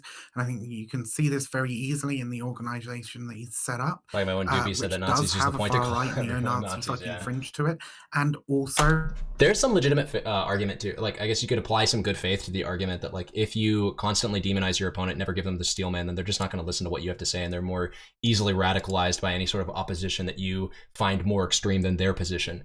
But I think the way that Doobie is, like, sort of, I guess, I'll put it this way. Drawing that line at Gavin McInnes and arguing that he's Gavin McInnes, the one being taken constantly out of context, is insane. This guy has literally equated Muslims to dogs. Like, I don't want to hear any sort of apology given towards Gavin McInnes's radical positions, because he has all of them. He has all of the radical positions, and they're all the bad ones, if that makes sense. Sorry. The ability to live well, basically. Sven, catch up, dude. Biden won a while ago. I'm kidding. I love you. And if you go and burn somebody's house down, for example, that is a form of violence. You're inflicting suffering on them. You're removing their ability to, like, have shelter, somewhere to fucking sleep. Right? I equate this is to eventually going to cause them to suffer and cause. There's a pretty big difference. I would call that kind of property damage violent. That is not to say, though, that violence is always bad. Violence is a tool, and violence and any tool can be used for good or ill. See, Harpaka, you're a gamer. Will pretty much always create suffering, because that's basically the definition that I'm using for it. Did I miss anything else? Statues versus signs and shit. I don't know. I think I elucidated my point pretty strongly. It's not just about them tearing down these individual signs. This was one act in a campaign of violence meant to terrorize their political opponents, and that's something that we should be thinking about a lot more strongly as these groups grow bolder and, in fact, more desperate during the Biden presidency. I could see Prime is, like, trying to speed her up. I was wondering if Prime would ever just mute her, like, mid-outro. Topic that went places that I didn't expect it to go. I agree with that. But that's the magic of these panels. We can have these interesting moments. But thank you all for being here. Quickly, hey, if you haven't followed me yet, please give me a follow. We have these conversations all the time. We also have walk-on panels where audience members like you may join. So if anything interests you, please give me a follow. Also, if you're not currently subbed, please consider subbing to the channel. or gifting subs and donations. We have the PayPal button below. If you scroll down on the screen, there's a PayPal button. Please take Ooh, use new of that Dota to keep this patch. content coming at you 6 days a week. I'm gonna look into that after this. Remind me. Of course, Remind me, Arbuckle. a Prime, Amazon Prime. Please consider that using on this channel to help us out. Any primers in chat? Okay. Yeah. I'm fucking with you. Sorry. No, it's fine. Yeah. It just makes sense because we your name's have- Prime. What do you say? It's just a play on words of what Freems always used to say, because your name's Prime Kai, so it's even funnier. I don't know. I'm a child, okay? Any primers in chat, you know, that's like any Amazon. Never mind, fuck it. If you weren't using that, you should be. Yeah. Well, thank you for being around. All right, so topic 2. A common argument used against taxing the rich Ruin is that joke. they will flee and you will lose them from the tax base. Anyway, Definitely is ruin this a that valid joke. argument? Nobody's Or is talked the to U.S. Freems. uniquely positioned as the world's economic center to keep its wealthy despite whatever taxes we may levy? Ooh, And this is the a good rich, one. if the rich do intend to flee, should we punish them with a high penalty tax? Ooh, That's my favorite part. I didn't see that. My Is blind. the punishment, because I like punishing success. I'm that kind of a dirty socialist. Oh no, I did see that. Anyway, we'll start with Revolt Jack. She also likes punishing success, right? I do. Don't like anyone better than us. So, first off, the argument that the rich are going to migrate is not backed up by any kind of historical precedence. Most of the data that we have indicates that actually the rich tend to migrate less than lower classes of the population, than the middle and the working class. It's everything we and found. then on top of that, She ruined it. It's an hour of research down the drain. Moving your entire family to another fucking country is a big deal. It's a lot of emotional investment. God damn it, dude. And, She's just saying everything I was going going to say. Don't bother with this because it doesn't I need to actually ask for the first time to impact speak. their style of living to be taxed. Because if I don't lead, people just say what I was going to say. I don't think that it's a boogeyman that is brought out all the time that doesn't actually have a ton of validity to it, and the validity it does have is widely just supported by anecdotal data, not actual numbers. On top of that, sure, we can pass a high, if you're a billionaire, you want to move to a different country to avoid paying taxes, okay, but it comes with a cost. You're a billionaire, you can presumably pay that cost. I'm fine with that as well. So there we go. All right. Dota patches usually drop on Thursdays, right? Go ahead. No, nothing. Or is it Tuesdays? If you're talking, you're muted. I can't hear him. Can he hear us? I hope so. Maybe not. I don't think he can probably hear us because he's not talking. Yeah. No, nothing is in chat. Oh no, he wasn't in the chat. Hey, no, nothing. Can you hear us now? If you're talking, we cannot hear you. Rip. No, nothing. Yeah, we can't hear you. Yeah, are you muted on your hardware? Maybe it switched to a different mic. Yeah, I don't know what's going on. We'll get back to you. I know nothing. Maybe work on that for a little bit. We will get back to you. Tiberius. Sure. Will the rich leave? The answer is simply no. Yeah, there is some anecdotal evidence. Riverboat hit with this. We saw that with New York going to Florida. This one dude who kind of screwed the New York budget over, but that's actually not the norm. When it comes to this, it's a simple opportunistic conversation. The United States is the world seat, the world hegemon of economic power and prosperity. For people to want to leave, they're going to have to change. Just for the rich, it's the most reliable financial institution out there. Why would you go anywhere else? I mean, just look at your other options. You have Britain, which oh God, who's feeding back? It's no nothing. No nothing. Can we? Can you talk? Try now. No nothing. Maybe not. Okay. All right. Anyway, keep moving. Yeah, I'll finish up real quick. Anyway, who's the options here? Britain? Well, because of Brexit, they've lost a lot of their financial institution, or not financial standing, and no Brexit's making that so much worse as it goes. The EU? Well, they've been in and around, half the states have been in recession since 2008. They don't have a standing either. Japan, been in recession in and out since 1990. Is he gonna say and China? China is a totalitarian police state. They're not going to leave. what? They might go to Canada, but it's Canada. They're gonna stay here. Sorry. Yeah, the right's wrong on this one. They're just lying through their teeth on this particular anecdote. Interesting. Okay. You hear me now? Yeah, right. Yes, we can. Okay. Yay. Yeah. So I don't have much more to say because Tiberius and Riverboat Jack nailed it. I mean, like, if there was evidence that people were migrating due to or incremental increases in taxes, then I would say, yeah, we shouldn't do it to the extent that it would actually lower the revenue the government brings in. But as it looks right now, we should continue seeking to maximize the revenue and keeping those taxes high. Okay, sorry. I know this isn't. Okay, no, I'll ask you during the general. All right. Next, Mixed Wolf. Dude, everybody gets to I talk think we before. had much higher taxes, like 30, 40 years ago, right? And that didn't seem to cause too many fucking issues. But what do I know? I'm just a lefty, so my knowledge of economics isn't that great. I'd say that it's more a moral fucking responsibility that we should seek to because there's no billionaires, there's no really fucking wealthy ass people that have managed to get there without exploiting other people in order to do so. Why is this person cussing so much? taken money away from hardworking people, and sure. that money ought to be taken back, Sure, regardless preference. of the consequences, like economically on a broader fucking scale. Jesus. Okay. Next, counterpoints. Oh god, I'm gonna get to talk last, and then I'm not gonna get to say anything. I'm interested in the statistical evidence that Tiberius and Riverboat Jack are allegedly aware of, and it's not because I necessarily disagree. It's just because I haven't fucking seen it. Yeah, you so haven't. They're arguing the null though. I can post some studies in chat if you'd like. And I'll be very happy to review them.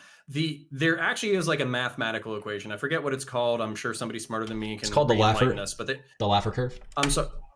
Yes, where basically like there's a certain amount that you can tax at which point you do start. Now I get something to talk about because I baited his ass. And I would be interested. I know if about this the is like Laffer actually curve, like boys. Something that's set, like where you just set that bar and you leave it, or if it's something that needs to be adjusted over time. Because what keeps happening with like Democrats and Republicans is we keep like shifting the taxes up 5%, down 5%, sideways 2%. We invent all these new rules for tax breaks and all that kind of bullshit. So I'm really wondering how much of that is like political posturing and how much of that is trying to chase this curve of efficiency. And then also we're talking about like we're talking about the United States as a whole, but we're also talking about states because there are people who make economic decisions based off of state level tax rates. And I would be interested if the evidence that people are saying they have also applies to the states, because it does seem like there are a lot of Californians who are considering moving due to high cost of living and high taxes. And I love California, but even that's part of the reason why I don't live there is because it's fucking expensive as shit. So I'm interested to be rebutted. Okay. We'll go to. I'm gonna go last. Wired. Okay, sweet. Yeah, so I guess I might have baited you a little bit when I said the Laffer curve because I knew that was what you were referring to, but unfortunately I think the Laffer curve has been debunked since Reagan tried to implement it under like Milton Friedman economics back in the 70s. I don't think any economist really takes it seriously. Yeah, F's in chat. I don't think any economist really takes it seriously anymore. I am totally in favor of taxing the rich more, especially in times of economic crisis such as what we are in right now. We've seen probably the biggest recession since 08. I think this is bigger than 08, at least by most economic metrics that I've checked recently. Of course, we've rebounded, but that rebound has been mostly in the lining the coffers of the top 1%, while families are literally, or I guess we could not literally dying of like, very basic reasons or like, very basic things that we could be dealing with by just upping state revenue a little bit by implementing a taxation, or at least rolling back Trump era tax cuts.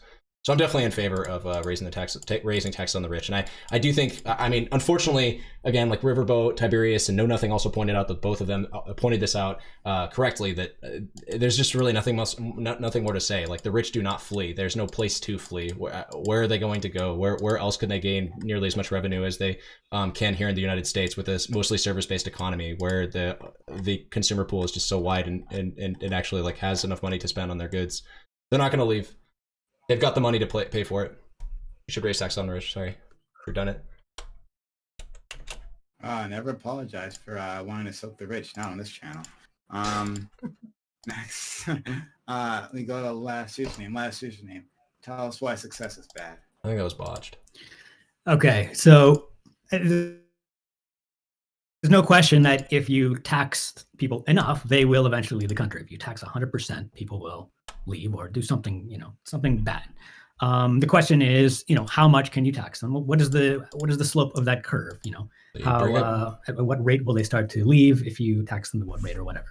So it's not a matter of if, it's a matter of when. That's funny. And I always loved last username. Well, if you tax them at 99%, I'm sure they'll leave. Oh yeah, because that's what I'm sure the bills. Yeah, the thing is, we aren't taxing them at 100%. Exactly. The bills on New York Senate's desk don't propose 100% tax rates. I'm sorry, I've read them. Very much. Any sort of significant increase in tax revenue, if we're talking about America here, probably has to come from the middle class, maybe sort of upper middle class. But taxing, there's just not a lot of money to be gotten from taxing the super rich, the billionaires or higher. Consider also that the billionaires themselves don't necessarily have to leave in order to cause problems. Their money just has to leave. There's this thing called capital flight, which tends to happen. It doesn't. It literally one of the things doesn't. that can cause it is too high taxes. Lots of examples of that. I love last username so much. God, America, he's so and wrong other about so countries. many things. It's beautiful. Look it up if you want to know. Yep, please look it up. Capital flight does not happen in America at all, at least outside of anecdotes. A shift in the nature of work that I think is going to have a massive result in a massive shift towards more competition between governments to keep productive people. Remote work is getting really popular, and now that because of this pandemic, it's getting super popular and it's exploding in popularity. Dude, I predicted. And being able to work remotely removes one of the major forces that keeps people locked to a particular country, right? If you can work in a different country than you live, it's much, much easier to move out of your country. And that's going to increase the pressure on governments to compete for productive people. And one of the ways they're going to have to do that is by keeping their tax rates reasonable. So, if you want to tax the rich, show me the numbers that show me how much revenue you can raise by doing this. And show me how it's going to make any significant difference relative to the amount of damage that you would do. Okay. And Doobie. Fuck, that's right. Doobie gets to fucking talk and say a bunch of stupid shit, so now I can't respond to last username. God damn it. So is the position of Tiberius and feel free to answer this, Tiberius and Riverboat Jack, that capital flight doesn't happen at all? Like it's just not real? It doesn't happen outside of anecdotes. Are you saying that in the United States it doesn't happen because there's nowhere better to go? I didn't tag capital flight. Go ahead. Sorry, I didn't tag capital flight. I tagged whether the rich would move, which I'm going to discuss when it gets more to an open panel, because there's a massive difference between capital flight and the rich moving. So you're talking about like individuals, like rich individuals, like that's what I understood as the pertaining of this particular conversation. We're talking about raising income taxes. Oh, okay. Then I feel like maybe I think other people mentioned capital flight too. I don't think that I'm the only one confused about this end, because are we speaking specifically about rich people moving to another country, like individuals, or companies moving to other countries that are more competitive, that have better tax laws? I think competitive. I'm only speaking for myself, but capital flight seems like the more meaty thing. It is. Yeah. So capital flight definitely does happen, right? If a country becomes less competitive, if there are other countries that have better tax laws, the companies move, right? They move their headquarters and they do business elsewhere. Now, if the next question is, should companies be penalized for doing this? Maybe. I'm trying to imagine how that would look, right? If we would just raise taxes on a specific company because they decided to move somewhere more competitive, that seems really iffy to set up. I'm not really sure how that would look in practice. Okay. General panel. I was going to ask another thing, something. I'll get back to whatever it was. Another thing, would you say previously in your statement, I should have written down. Just like quick over like a intro. I mean, I just pretty much agreed with your vote, Jack and Tiberius, that capital flight isn't a major problem with incremental tax increases that we've seen. Oh, that's what it was. Yeah. Who said anything but like incremental, right? Like what do you consider incremental tax increase? What about like raising a few percentage points or whatever that is generally done? Like New Jersey had a millionaires tax, which is an extra 2% on millionaires. Stuff like that has not been shown to have any real effect on flight.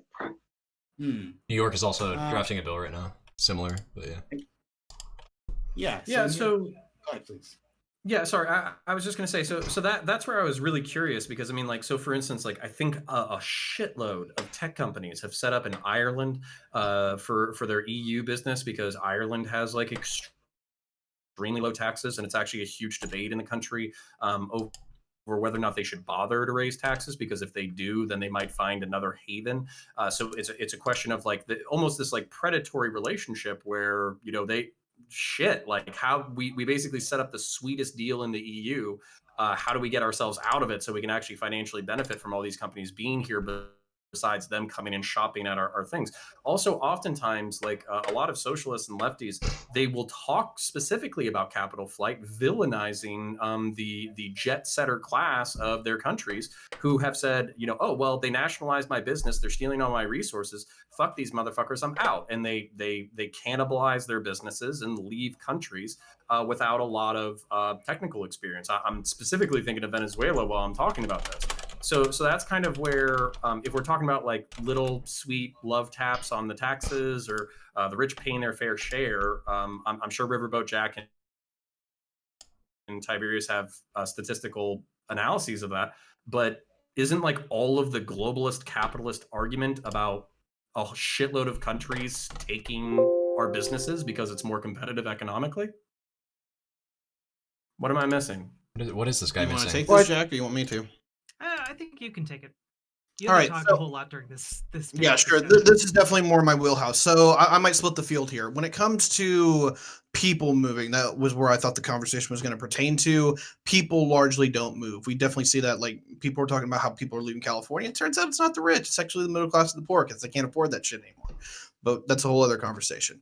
When it comes to capital flight, we definitely see that move. That's where we see corporate headquarters move from place to place. We used to see that South Dakota had more corporations registered in South Dakota than any other state at one point because it was a tax haven. Now I believe it's Delaware, but you might not quote me on that one. Capital flight will move. It's not just in Ireland. There's the entirety of the UK, as I understand it. Wales, London, Northern Ireland, and Scotland are all, I guess you would call them tax havens in this sense, or non-demissal places where you can just dump a bunch of money. They're like essentially like super tax havens. To whatever locality in which you are in. You don't have to pay money outside of. Long story short, money will people move? Yes. Is there a lot of ways that you can stop that or make it invalidate it? Yeah, you can. So there's all of that. I can get into the Laffer curve too. There's like I can literally just manhandle this conversation by myself for an hour. There is one thing that I will address later with how taxes versus capitalism work because it actually serves the exact same fucking function. And people don't understand that. Okay. So if you won't, go ahead. Oh well, I was just saying, like I'm more curious than anything else. So you might hear me ask some questions. So for instance, like that's where oftentimes I know Mix was kind of saying that there's like there's a moral wrong here, and she doesn't care about the kind of the impacts. But for me, it's like, oh shit. Can't hear it. More miserable, which to like a more moral system, and everything. What the fuck? How do you thread the needle? How do you attract companies? How do you make sure corporations pay towards your society? Because frankly, it doesn't seem like they're interested in paying towards societies. It seems like they're just interested in taking as much fucking money as they can, taking advantage of any tax havens they can, and kind of not giving a shit about their employees or the societies that their employees come from. Well, yeah. Just go ahead. I'm like, yeah, corporations exist to do one thing and one thing only, and that's to make money. If they can do that by getting around tax laws, then they're going to do it. And that's not going to change whether or not the United States has high taxes on the rich or not. Now, I I find it very dubious at best to say that like the United States will ever have low enough taxes to compete with someplace that is specifically set up to be more of a tax haven. Um, Such as Ireland. Like one of the reasons Ireland is very popular for big tech is because Ireland has those low taxes. Um, but I don't I don't think that there is a point at which we could drop our taxes where they would move back. So I feel like chasing after this specter of like, oh no, they're going to move away is largely misguided. And I think that there are other solutions to capital flight than like just having low tax rates. We could, for example, invest in the IRS. We could do that. It's probably not going to That's the happen, IRS. but yeah, the IRS is criminally underfunded, which is why they don't typically audit the rich. Um, so this is one of those things where like there are a lot of other things we could do to like prevent companies from going in putting their money into these tax havens in the first place, um, and have a better grasp on where their money is. Well, what do you Wait, say so to what do you like? think? Sorry, go So, ahead, bud. so just to be clear, so you're saying that you believe that investing in the IRS, making it more likely that they're going to audit wealthy people Mhm. and businesses would make these businesses and wealthy people want to stay in the country? Yeah. Make it less likely? How? I mean, I think that they would be more accountable to the government. Like right now, a lot of them are subverting the laws and regulations in order to do this capital flight, in order to move their money around in illegal ways. And one of the reasons given by the IRS currently about why they don't typically audit these people to get, U.S. taxpayer money is because they don't have the resources to do so. So instead, they spend their time auditing people like you and me. I've got a completely different prescription here personally.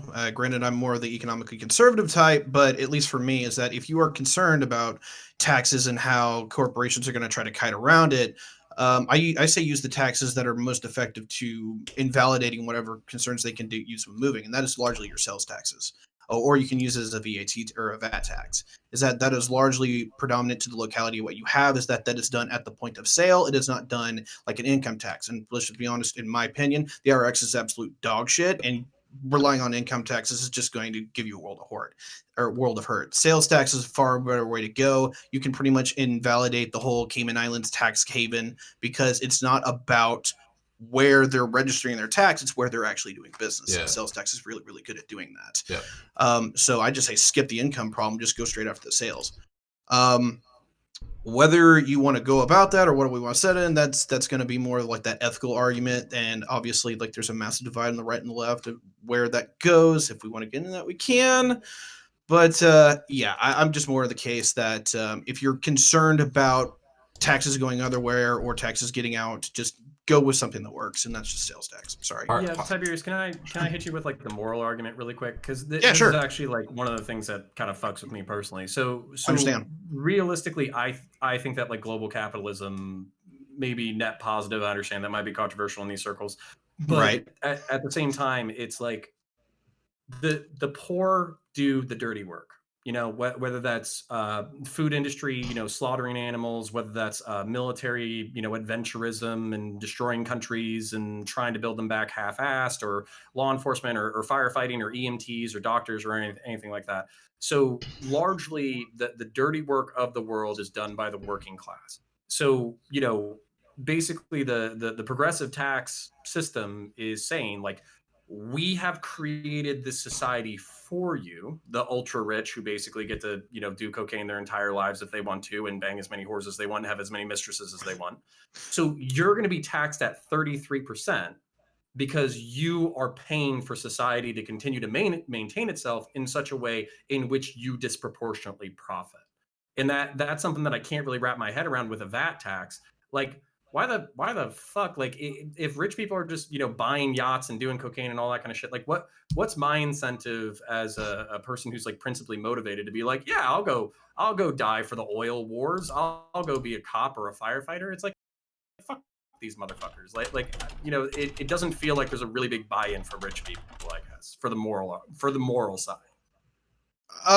Not any more than anybody else, anyways. True. The big difference between the right and the left I've seen on like the ethical standpoint is that the left tends to have a more pejorative of that they're more equality sensed. That if there is inherent inequalities in the system, then that is the fault of the system, not the people itself. The right tends to be on the more individual aspect where that's the chain. It's on you to affect your economic outcome, not just as one motherfucker of a conversation.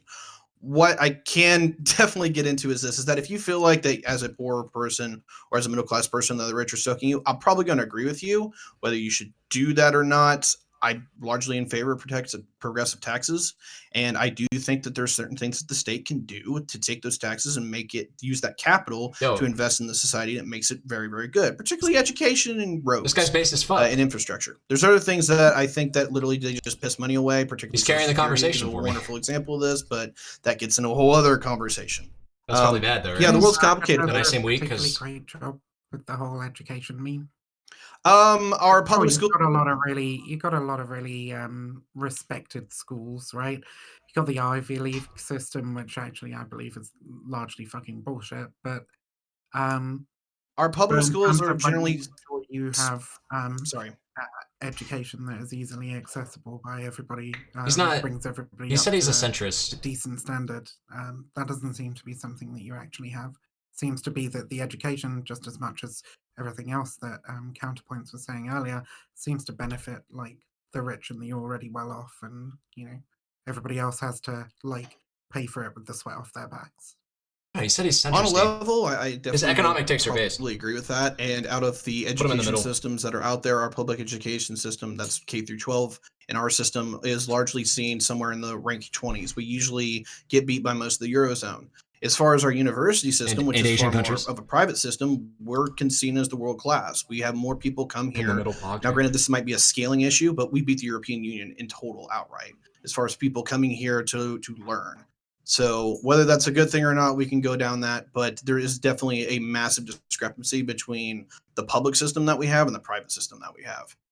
I wouldn't necessarily say having a number of people come there to study is indicative of quality education either. There's a whole bunch of factors that could go into that. I know that's a huge conversation. I don't want to. Yeah. But yeah. I guess one of the fundamental questions we should be asking is like, what is the purpose of our tax system, right? Is the purpose of our tax system to like make the United States better? Because if so, then I think higher taxes on the rich are definitely something we should advocate for, because that they have like a bigger benefit on society. And right now, proportionately, the rich pay less in taxes in like state, federal, local. She's gonna get caught up in the Michael Knowles meme. Working class does. She's gonna get paid. What do you mean by that? I knew it. I knew last year's name was gonna go there. Less? No, I mean, I knew it. Proportionately, they pay less. She's getting baited by the Michael Knowles meme. Can I articulate this, because I think it's actually really important? No. So proportionally, like if the money doesn't hurt them as much, because you know, I understand that, but basically, like, and this doesn't do capitalists any favors, by the way. I think I want to say it's like the top 1% is like responsible for like 40% of like total tax income or something like that. And like if you go for like top 10%, it's even more than that. Where basically the rich people are paying a large, like the majority of the tax receipts. The reason why I would push back on Tiberius, and like here's where my socialist sympathies come in. It's like, that's because capitalists literally think that any negotiated relationship is ethical. And I don't think that's true. So for instance, if you and me sign a contract, you're employing me for $5 an hour. I can barely fucking survive, but you are pocketing all of the fucking money and the profits from the business.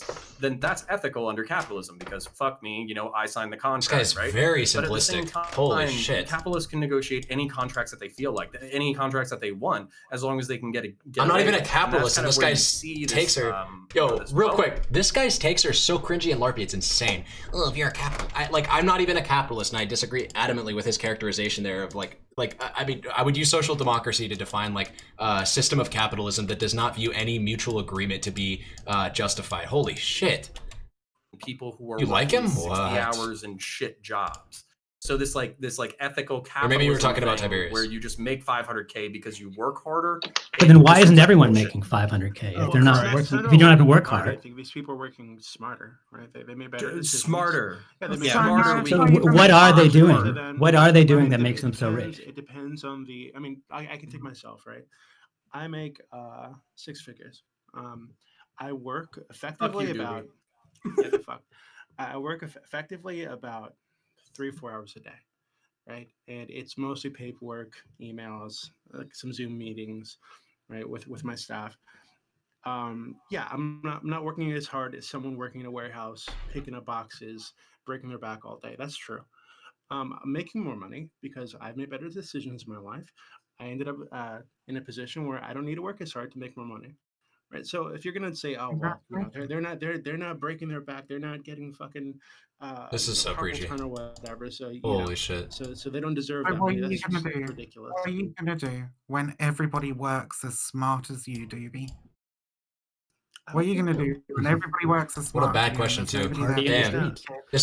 This is a nonsense. I don't know why she said that. I don't know why Doobie is going off flagellating himself to begin with.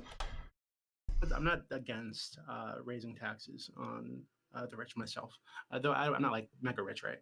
I think that it does make sense if you're a wealthy person to be okay with paying more in taxes. That's a reasonable amount if it benefits your community, your country, right? If we're better off, if more people are better educated, then yeah, we should be willing to pay more in taxes so that people can go to college for free. If it makes more sense to have people have the peace of mind, that they get sick, they're not going to go bankrupt, then yeah, it makes we should probably be okay with paying more taxes so people can get universal health care. Like these things make sense. The only thing that I'm really concerned about when it comes to I guess this topic is if you are not reasonable, right, and you're because you're attempting to you've got this ethical thing that you're concerned about and equality and all this nonsense. You go too far, and you end up hurting yourself because people just leave the country, they leave the state. We see this happening. It's such a it's happening in bad California. argument. California's not very competitive right now for a lot of people, so they leave. They go somewhere else. The state loses out on that tax money. This happens at the nationwide scale too. I think, Okay, wait. France saw this one. So go ahead. I just wanted to cut in real quick. You're going back from the capital Sure. flight argument to the individual rich men leaving countries and shit argument, leaving the country slash interstate. And that's like that was my next point. Okay. So this happens at the individual level, but it also happens. No, it doesn't. And I think it's more important. It doesn't happen. No, it does not. It happens in anecdotes. In anecdotes that live in your mind, it happens. This happens at a rate of 2.4% amongst millionaires. Wait. And even of those 2.4%, 85% of the people that are traveling interstate do it at a net tax negative. It does not in any way, shape, or not negative. Sorry, a net tax equalizer. It does not affect tax revenue at all. There's only of that 2.4% that move interstate to take tax advantage, or that move interstate. Most of these people are doing it for their jobs, for their family, etc. Right? That 15% of that 2.4. What are you confused about? Our data, or? So let me clarify then. So when you guys are talking about these people aren't working hard, capitalists only care about believe that all contracts. What is, contracts are ethical. All these things. Are you speaking of individuals, or are you speaking of companies and that are doing these things? Okay, so I don't have a utility. And sorry for jumping in Riverboat, but I think this was my point. Basically, this is kind of my point. So you're saying that you worked smarter. I think there's a lot of smart motherfuckers in this room right now.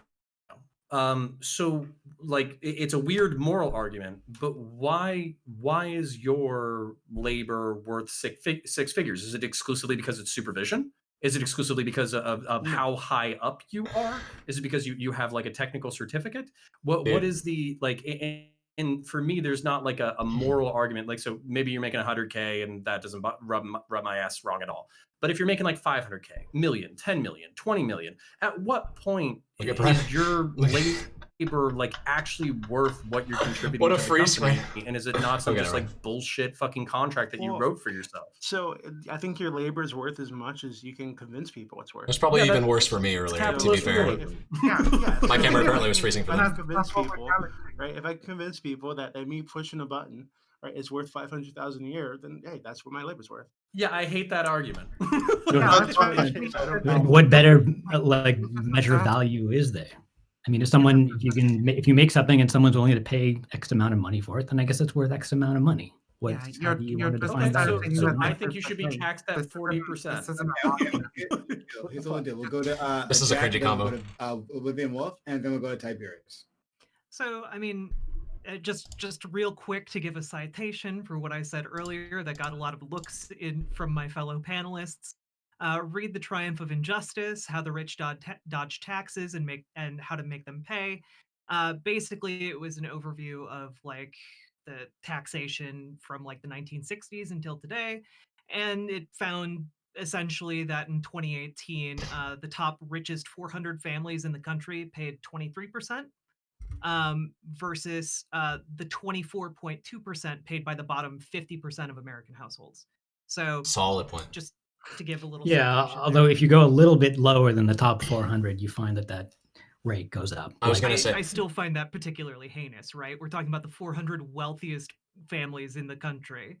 They can afford to pay more than the working class. Wait, but they're paying more than the working class. They're paying, right. They can afford to pay a larger percentage of their income. According to who? According to like the value of what they might be willing to pay in this country. People are only willing to. When I say solid point, I mean solid point to get dunked on. Like she's going the Michael Knowles route again of like, oh my God, 400 families are paying the same amount as the bottom half of the country. But then like, and anybody else, to most people, that sounds like, oh my God, these 400 people are paying more than 150 million people. Like, oh my God, or paying the exact same or about the same. It's. Like these seem like really bad points to die. Importantly, they take their businesses out of the country, which we have seen happen. It's a great question. Let's find out. Let's raise it up until we find out where that line is. Let's raise it up until they all fuck off. No, that's horrifying. And then we can start our own fucking cooperative businesses. All right. Businesses will be willing to put money back. This is how people end up eating their pets.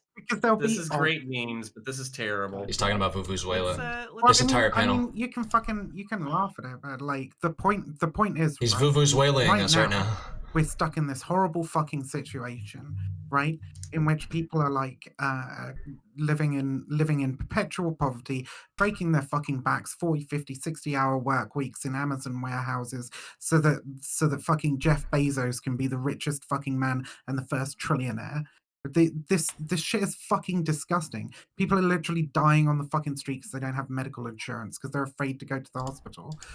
Like, why is Jeff Bezos responsible for that, though? This shit can't fucking continue. And if your answer is, well, this is just the best that we can do because like trying to change it in any significant way is going to cause some hardship to people, then I gotta say to you, I think you're fucking selling people really, really fucking short. Guys, it's not. Sorry, go ahead. Yeah. I was just gonna say two phrases: capital gains tax and luxury goods tax. We should all look into those and try to like see how we like. I feel like Tiberius is the only person that said anything remotely based in this entire panel, guys. Let's focus on taxing the rich effectively, which involve capital gains and luxury goods.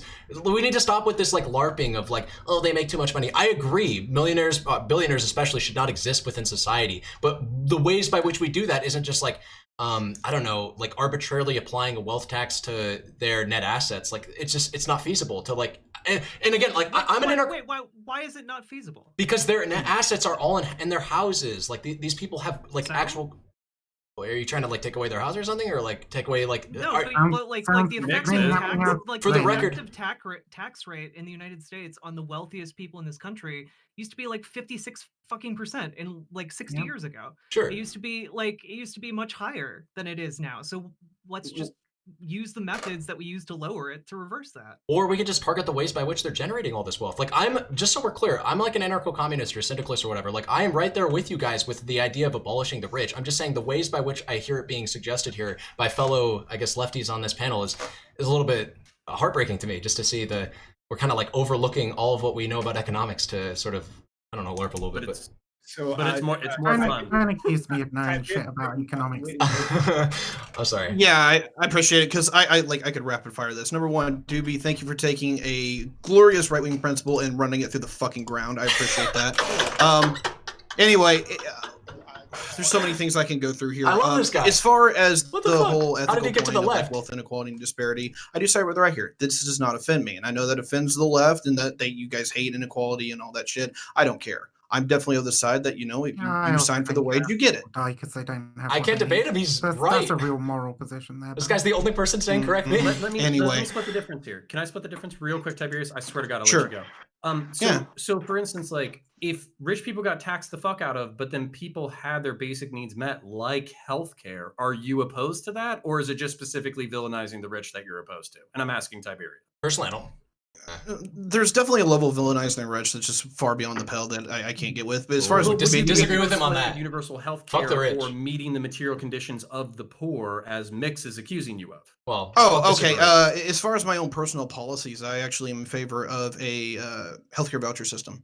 I like capitalism. I want to do it through a private system. I don't know exactly who does the healthcare voucher system itself, but I want private healthcare, but I want the government to help be the intermediary to pay for it, or either we completely overhaul this fucking ridiculous insurance kit system that we do because it's a legalized monopoly, and of course it sucks for everybody. I think that's the primary genesis of why health insurance is absolute disaster. It's literally a legalized monopoly in each state. God damn it. Of course it sucks. Of course it's terrible. Duh. Literally made the worst system of socialism, capitalism. You mixed it the fuck together. As far as where we're going, I'm for paying for education just writ large through government means. It's through school vouchers or whatever, and through largely healthcare vouchers. I think that largely would take it out. Actually, the most effective one looks like housing of some sort, but that goes into social safety nets and seeing which ones are effective. Morally, do I? Yeah, go ahead.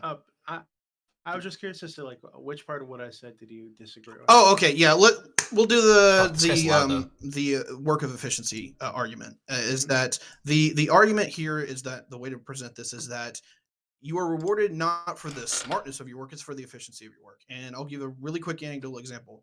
Somebody can come to my house and say, "Hey, look, I'm gonna mow your yard, but I want to charge $20 for it." I'm like, "Nah, it's more in my interest to do so." So they're out, and I kept my value, so they can't do anything. Now, $10 it might be an even split. $5, I'll definitely have you do it. I'll pay you $5, but they might be like, "Hey, fuck you, dude. That's not worth it in my interest." Here's the difference between that $5 work. If you're doing it with a push mower, it's not worth it. It's absolutely not within your interest to do it. But if you do it with a zero turn and you're done with it in 3 minutes, of course you're going to take that $5. Of course it is economically advantageous for you to do this. And that's the difference here, is that it is not how hard you work, it is how efficiently and utilitarian you do in your work. If you're some unskilled laborer that, commands no wage because you have no skills, of course you're poor. Now, I'm not going to demonize you for being that way. I want to educate you to get you up the value-added chain so you can have a more prosperous life. But if you're in this situation and you're wondering why you're poor, I don't have a lot of sympathy for you. And if that makes me an evil, dirty righty, then fine. But that's where I stand. Okay, so let me ask this question because I think it's important. Not based. What if people are not capable of it? And like I literally mean that because so for instance, like I'm probably gonna be okay in whatever economy comes down the chain because I have skills that will meet that economy. But there are lots of people who don't have those skills, and it seems like the jobs that those people are capable of doing are disappearing by the day. So what happens if you're just the person who's not capable of working in this remote, high tech, high knowledge, high skill, high fucking bar of entry economy? Are you just fucked? Great question. I love this question. because this conversation rapidly splits into two general viewpoints really quick. Is that so far every time we've had one of these industrial revolutions, and we're moving into industrial revolution number 4 now, is that we see an entire sector of talking about with industry get automation. wiped out. This time it's going to be service industry. Yep. We're going to move into what is called quantitary economics. We're not exactly Ooh, sure what that's a new word. is yet, but it looks like shit like Twitch streamers and making homemade movies that are cost $300,000 to make, that you guys have probably seen some of these pop out on YouTube. In Knowledge-based part of the economy? That looks like it's going to be whatever the I've hell's never coming heard down the this line. before. That's the genesis of what it's starting at. And so far, every time we've had one of these industrial revolutions, we've had jobs to replace what we've lost. So there should, at least in theory, be some kind of job that you can work your way into and have some kind of skill that you can work your way into. If that isn't the case, let's just assume that we go full robo-communism here. You basically need a new ism. Is that the robots do everything and that we never need labor. Every mean and ism that we have for explaining the world just goes out the rails. You will have like UBI doesn't even work at that point because money is meaningless at that point. We don't even have a clue how to handle that. That's the future I want to live so, in. I mean, wouldn't it make more sense to, rather than just saying, hey, maybe something else will come down the road, and everybody can be like Twitch streamers and YouTubers. Wouldn't it make sense to support like job training programs and to fund those programs so that people who are stuck, in Humans need maybe their unemployment. laborers and they don't really have the skills to get into really competitive techie market, we can fund job training through the state and help them get on their feet somewhere else. I don't What are you disagree. trying? No, I don't disagree that this is a bad policy. The problem is there's nowhere near enough jobs. This just goes into the whole industrial revolutions thing that I was talking about just a minute ago. The second industrial revolution wiped out 90% of agriculture. The third industrial revolution wiped out 90% of industrial jobs. And now the fourth industrial revolution is going to wipe out 90% of service jobs. Whatever is the past will go away. And I'm just asking this really because I mean, like, robots require electricity, lithium, all that kind of stuff. How is that going to replace a bartender or a server? You know what I'm saying? Like that's Wait, where what? like I'm not seeing What this, is this like, guy? you know, What? arachno How's a bartender robot? robot taking over a human being. He just It's doesn't see that entirely happen? possible, and maybe that'll be like a niche thing. But like, do we have enough lithium? Do we have enough steel to replace every bartender and server inside America? Sure. That seems weird as fuck to me. It's going to replace, phone operators I don't know and should I just say yes? clerks. Or- Like He a thinks this bartender. is Sure, I mean, cyberpunk? bartenders are maybe a little bit too interesting to be robotized instantly. But there's a lot of like very sort of simple service Wait, hold jobs up. that people. I am a would rather just bartender do though, or I was. Right. Don't try to give us more credit than we Supermarket cashiers, they're deserve. Going away pretty soon. Our job could definitely be So- robotized. I hate that. I get like it. it. Fucking hate it. Let me hit you with this. Is that He what hates you the are idea of a asking robot serving at him a drink. level is looking at the world in 1970 and say, what is the year 2000 going to look like? That's kind of the level thing that we're looking at. What is the year? You don't need to pay someone so much to convince them to stay if you can revolution replace them. goes full pace. Do I expect robot bartenders? Yes. Do I think there will be a few human bartenders still left? Yeah. Probably, but they'll largely be there on a charisma based level. I was gonna say, But yeah. most why you said people 90%. who will be in stores that do your checkouts, Will they be might have one or robots or two for the automated. older folks or for the people who hate the machines. The 100%. machines will do 99% of that work across the board. You might even have it where you just put it up on your kiosk and you go, I want this, this, this, and this, and it literally just ships it to you and you just walk out of the store. This guy can predict the world future. we may very well be moving into. I think if you want to get a good sense of what what work of tomorrow is going to look like when there's lots of robots, is look at what kind of new jobs do these robots create? Like, sure, a lot of these jobs, being bartenders might go away, but it's also a lot cheaper to run a bar. Maybe we'll have more bars, or maybe we'll have more things that previously took, giant labor forces to do. And so very few people could do them. And now you can do them with a couple of robots. So, everyone can be, a manufacturer. Like, you can manufacture things in your home on your 3D printer and sell them that previously took like this huge industry to manufacture. That's the kind of thing you want to look at. Like, how is the technology, what jobs is that technology going to create? And that's where you want to aim, right? So to tie this all back into the original kind of question here, like, in that kind of a future where we have companies that are now being run mostly by robots with lower labor costs, She's going to bring up the cheaper products that automation can be shouldn't be produced run by at companies; it scale should be run by in, people. you know, for even less I'm here for it. money now.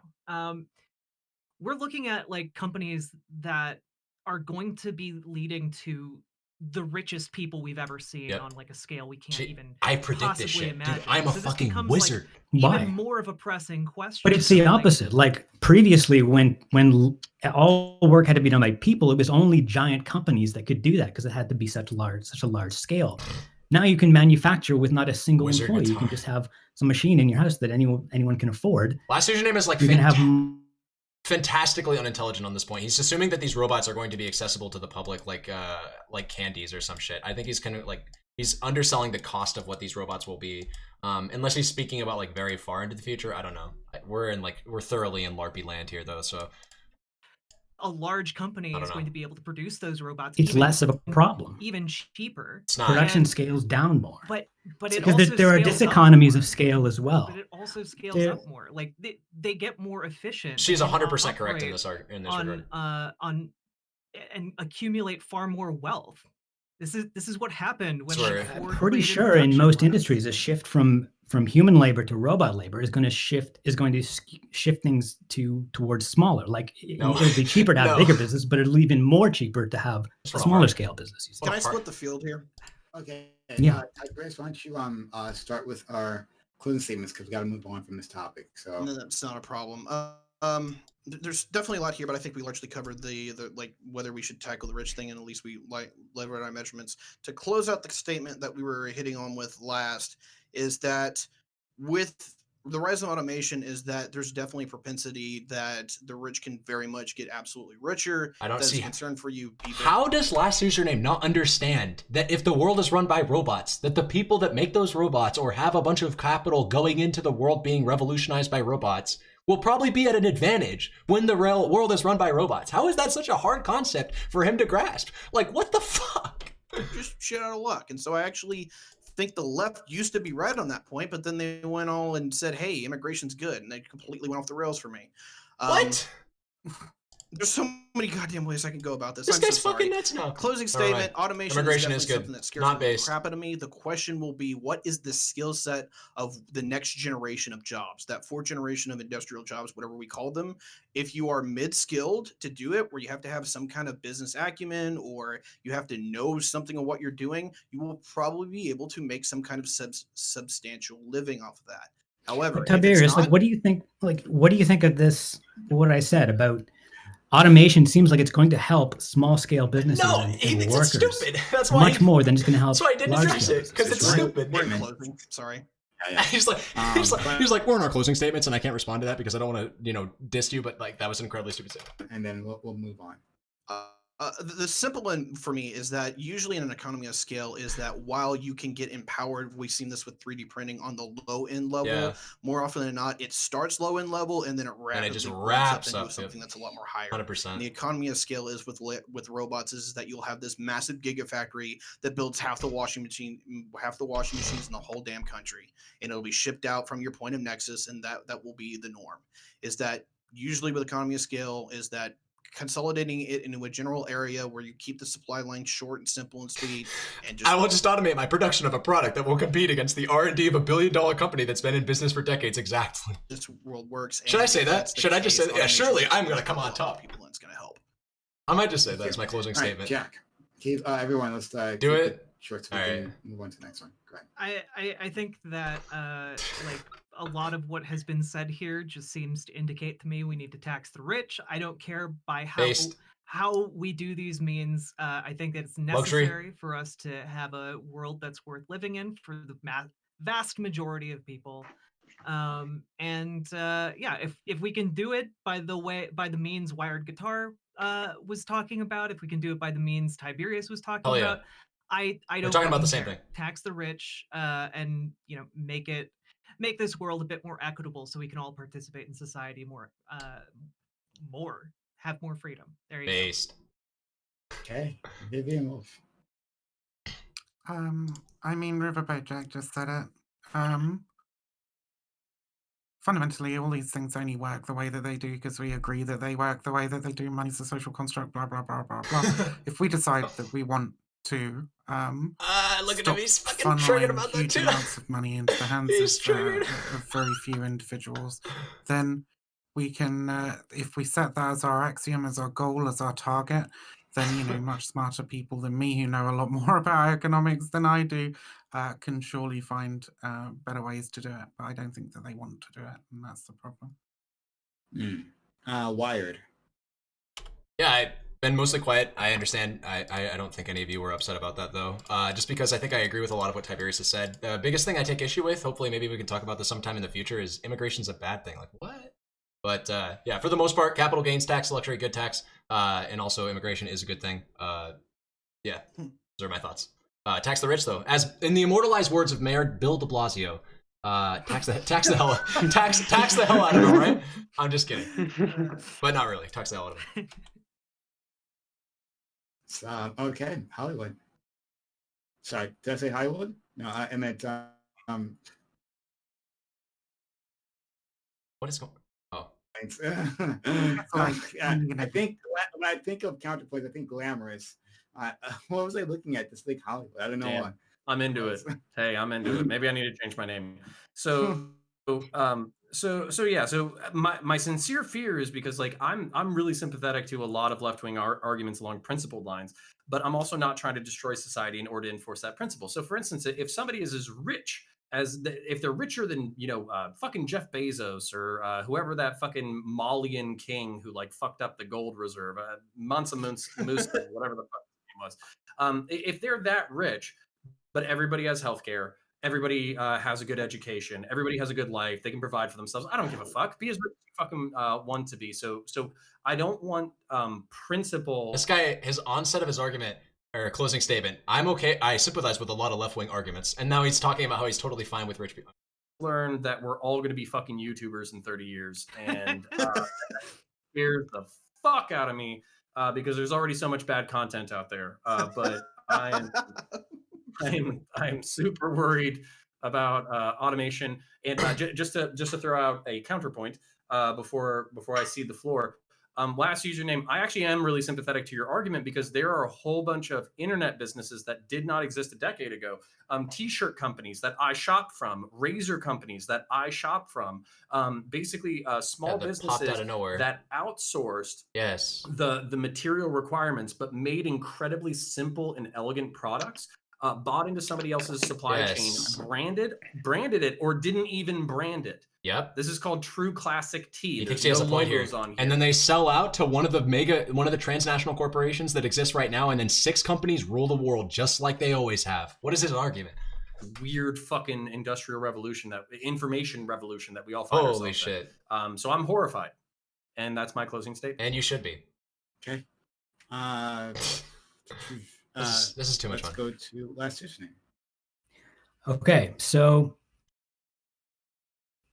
I think what Tiberius was saying before is really important. There is no economic philosophy that explains how you can have a society in which most people are non-productive, in which some tiny amount of productive people support the entire society. No, not capitalism, not Marxism, like nothing we know of it makes that work. We must find a way to have a productive middle class, one way or another, no matter what we do. With no amount of taxing this or UBI that is going to. This guy hasn't said shit all day. I feel, or I guess all conversation. I feel that. Could people would be miserable if they were just couldn't be productive. I mean, and productive just means creating value for people. Now, I say we are facing a golden age of productivity for the individual. Automation clearly gives a huge advantage to small scale operations. Things that previously required a workforce, which means you need all this overhead. You need an HR department, benefits, and blah blah. Like there's a ton of overhead costs to. He does have a good hire your first employee. I'll give you that. Last username definitely having has a good voice. Manual labor. If I give him nothing else to this conversation, with automation, that gets much smaller. And yeah, you may not be able to compete making like really straightforward stuff, right? You're not going to be like a small scale maker of like steel girders or something. That's going to be a big scale operation. But there's zillions and zillions of little boutique products that you can make. You can just invent them yourself, right? Like non-competitive, non-commodity stuff. I have this drinking fountain that my cats use, and it's made by some guy in his garage. And it's an awesome little product, totally one of a kind. And it's a tiny little operation. Little things like that, or Twitch streams, or nice things on Etsy, like anything you can imagine. And there's so many more of those things that are made possible by automation. That's what we need to look at. It's like, in a way, this is like a leftist dream. It's like no one will have bosses anymore. Everyone will own their own means of production. I think I need to stand no up more again. exploitation I've been streaming for like 7 hours. employment, because everyone will be self-employed. Like it's a leftist dream come true. It should be anyway. But I don't know. What do you think, leftists? Are you excited? I am. You're not a leftist. Very much so. Okay, so let's go. No, nothing. Yeah, sure. So yeah, I think tax the rich. I've never really been they're interested not in politics, leaving, but maybe I with the should tune in more. automation stuff. Automation is definitely kind of a a shit good show. thing. The only question is, can our system handle it? And I think at a certain point, depending on how far we get in automation, I don't think capitalism will be able to be a system that we can have. But I think that's fine. Like if you're only getting replaced by a robot, if that robot is doing the job more efficiently than you, which means society is creating more value without you, in that case, you can move on to do something else, or you should still be able to get the fruits of the labor that society is producing with automation instead of human labor now. So if eventually we have like half the population out of jobs because of automation, we'll be producing more than we're producing now. So as long as we tax or it's always a shit show. Yeah, always remember in politics, I'm right and you're wrong. Everybody will be doing fine. All right, Doobie. I should have just, dude. My closing statement was botched. I should have just made fun of last usernames. Economy of skills don't apply to automation. Bullshit take, because that would have been just so much funnier. But let's move on to our final point. Topic. This one I'm most familiar with. All right. Actually, scrolling. All right. Maybe I'm least familiar with after today, since I researched those other two topics so well. The U.S. has dude, I had all these sources and I didn't mention bases shit. around the world. The U.S. can project power nearly anywhere. Does the American empire serve a beneficial function? Cut content. Would we be better off without it? Does the price of U.S. military intervention, which includes civilian deaths and refugees, is it worth what we gain? Is there a more beneficial global power dynamic possible in the short or long term? I wrote this weird. Anyway, credit to Counterpoints for inspiring this topic. And Counterpoints, buddy, as always, I thank you for helping me out with that. All right. Anyway, we'll start with Riverboat. She cooked me hard on Capital Flight. All that research done in the first 10 seconds. I guess she did. I'll break it down by. You're 100% correct. Does the American empire serve a beneficial function? The answer is yes. Oh, Tiberius invited me to his Discord. I want to talk to him later. We'll join. To the United States, not necessarily to anyone else in the on the face of the earth. When it comes to would we be better off without it, depends on who we is. If we is people in other countries, then mostly no. Or mostly yes, they would be better off without the American empire. But again, would America be better off without the American empire? Probably not. Does the price of U.S. military intervention, which includes civilian deaths and refugees, is that worth what we gain? Probably not. Most people in the United States do not give a single fuck about foreign deaths, and this is maybe a hot take, but like most people here like don't care that like hundreds of thousands of civilians died in Iraq. Most people here don't care about the civilian deaths in Afghanistan. Most people don't give us like two shits about like this topic blindsided me. I didn't actually read this. I read past it. Oh fuck. In South America, that should be Latin easy. America.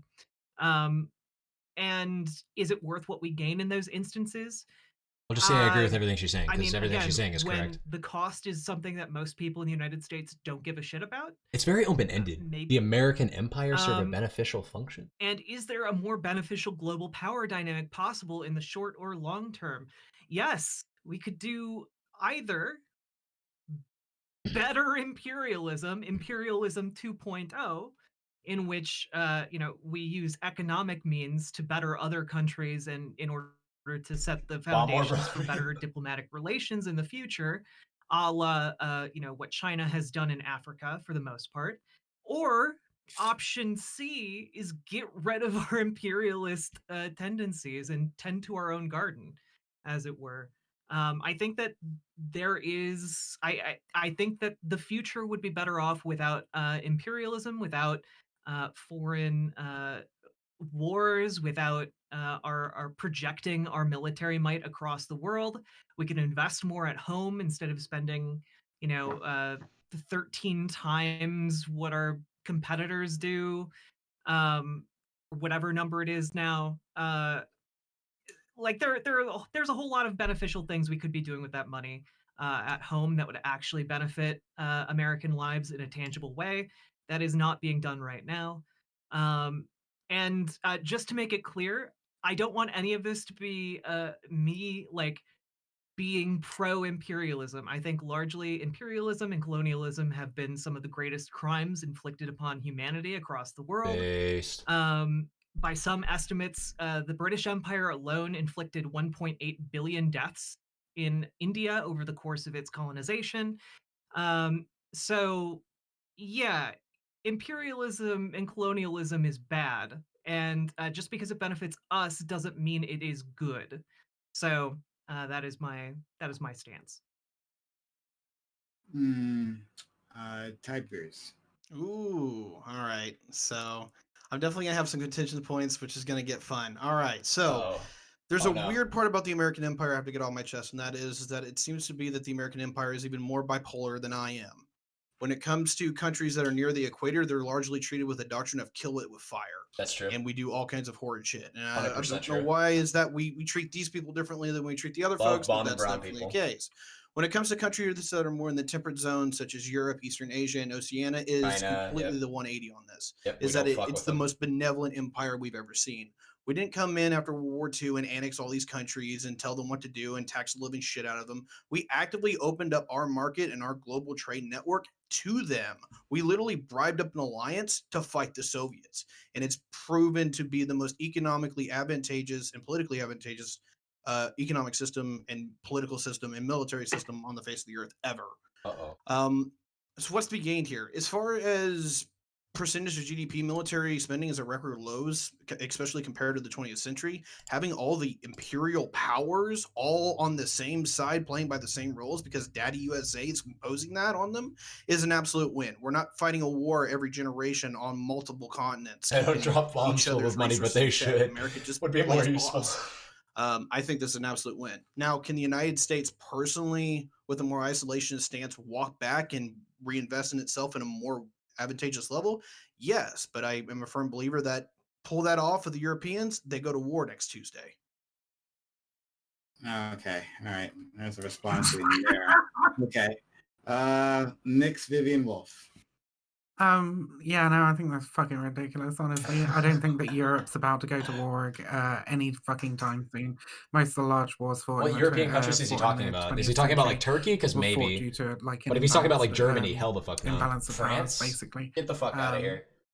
Right now, we've got, like, the EU and other sort of transnational organizations and alliances and stuff that would absolutely hold up, even in the absence of US hegemony, which I'm sure we'll find out pretty fucking soon as China rises to prominence, Yep.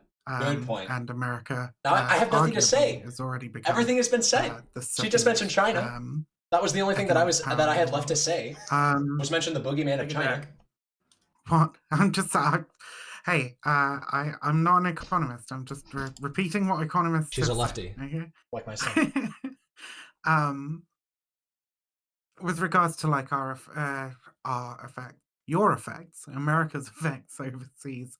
Nothing to add, Indy. No, of course the fucking civilian deaths and it's because I always get called on last. Aren't remotely worth it, and the infringement upon other nations' national sovereignty, the interruption in their democratically elected government. That's all I'm going to say, Arbaki. I'm just going to say that I hate bombing brown people, and it seems to be that we do it the best, be followed by China, then maybe followed by Russia. As Riverboat Jack said, like perhaps it has made things better for American citizens to a degree, as it has helped America to maintain its status as a world hegemon.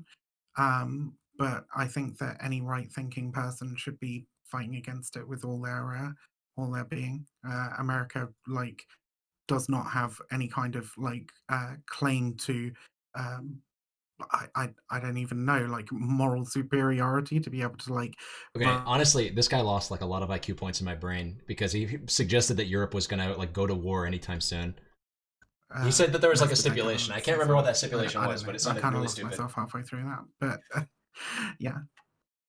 I was just astounded by. Does our military presence keep the boogeyman of Russia and China from overstepping? It's a very good question. At war without the U.S. hegemony. I would say if there's any military that does it, it's probably ours. But who's to say what China's doing, right? If they're truly afraid of us, or we gotta move it. Go ahead, Wire. Yeah, I guess my thoughts on American imperialism are quite simple. I guess trigger warning here real quick. I do like brown people and black people, and it seems to be the case that American imperialism has been responsible for probably more brown and black people death than any other country's imperialism that I've ever seen. So I don't know. I guess sacrificing the American empire so that Russia or China could take the reins, assuming they haven't already in a way that's much more covert, especially the ways that they're exercising power in Xinjiang right now. And I guess us seemingly powerless to stop them, or I guess inept to stopping them, has me a little bit scared that maybe a new empire has arisen from the shadows that we don't even really identify. I guess specifically in the form of China, as Vivian Wolf has already pointed out. But yeah, it's hard to say, because if it wasn't us, it would be another country like Russia or China that would probably be doing, or currently is doing, equally as bad things to countries near the equator. And like I said, I like brown and black people, so I'm not a huge fan of what we're doing. So yeah, it's kind of my thoughts. Thank you. Counterpoints.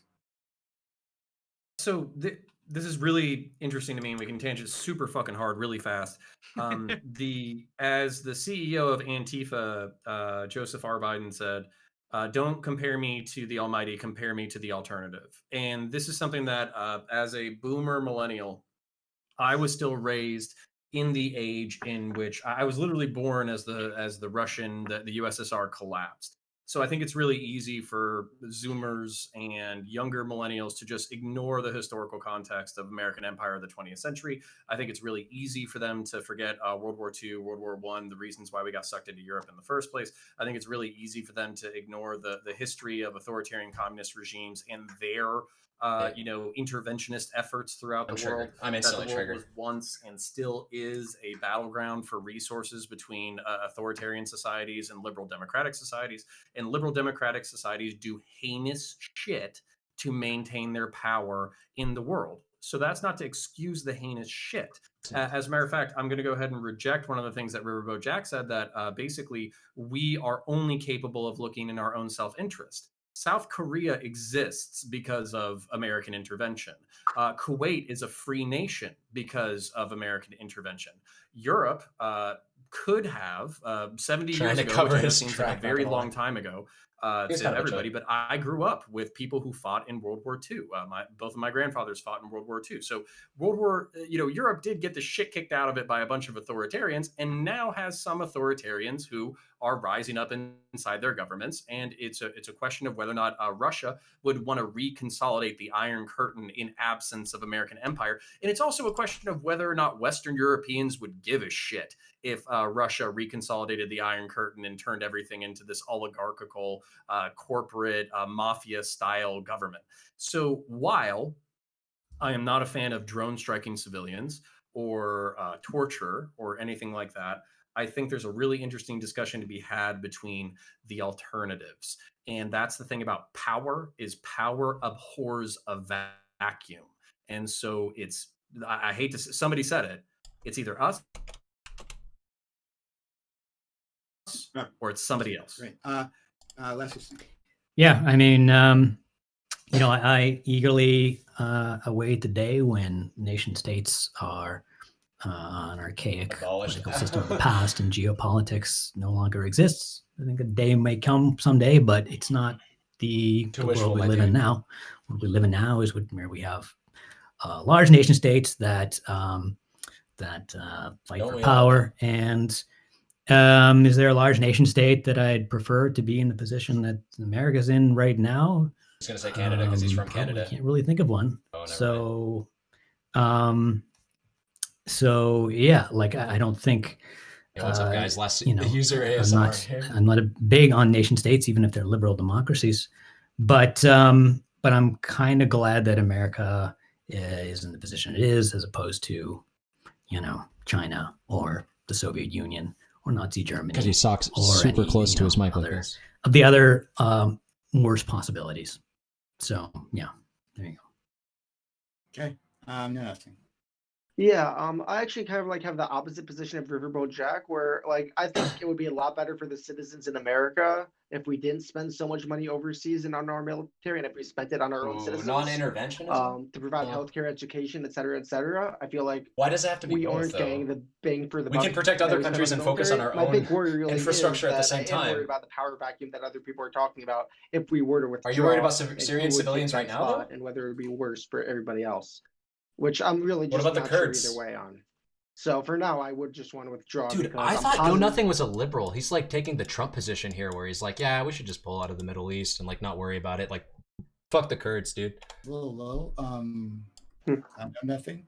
So I just keep that in mind. No, next, Doobie. So I agree with in counterpoints Tiberius and the last username. But so yeah, I do think that the average American citizen is better off because, you know, America is the global hegemon, currently anyway. What do you say? I do think that the blood spilled, the government's toppled, the democratic elections fiddled with and overturned.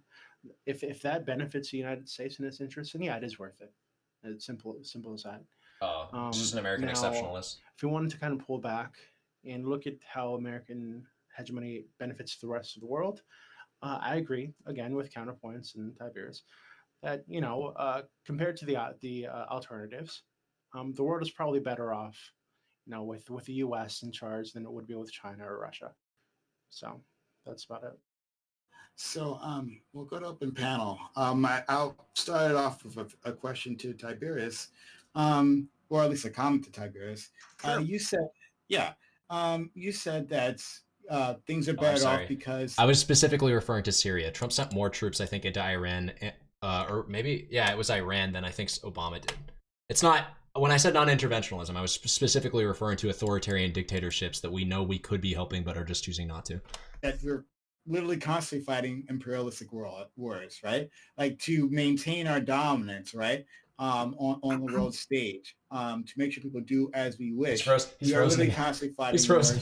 We are in our longest wars that surpass anything that we had fought previously. So I don't know like how this is a cheaper, like more efficient state of affairs. I don't think he can leave, though, because if he right. leaves, then the entire chat room shuts off. It's a good point, and I'm going to say that this is more of a point of context and not a point of direct rebuttal.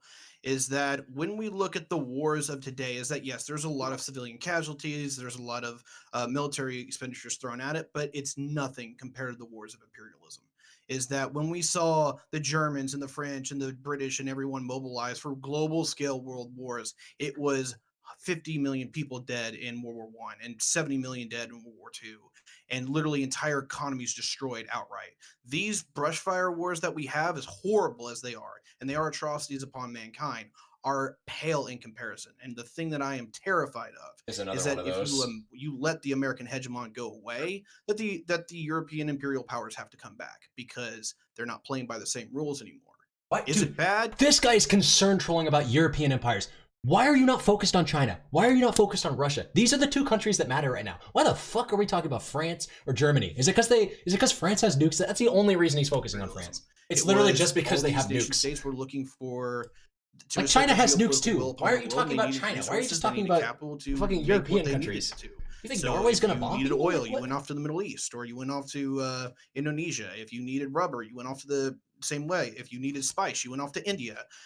This is what built that. But if you have free trade, if you have it all supported by literally one missing the point that the reasons we haven't had World War III is not American hegemony, but the threat of nuclear war. Constantly, consistently, generation after generation.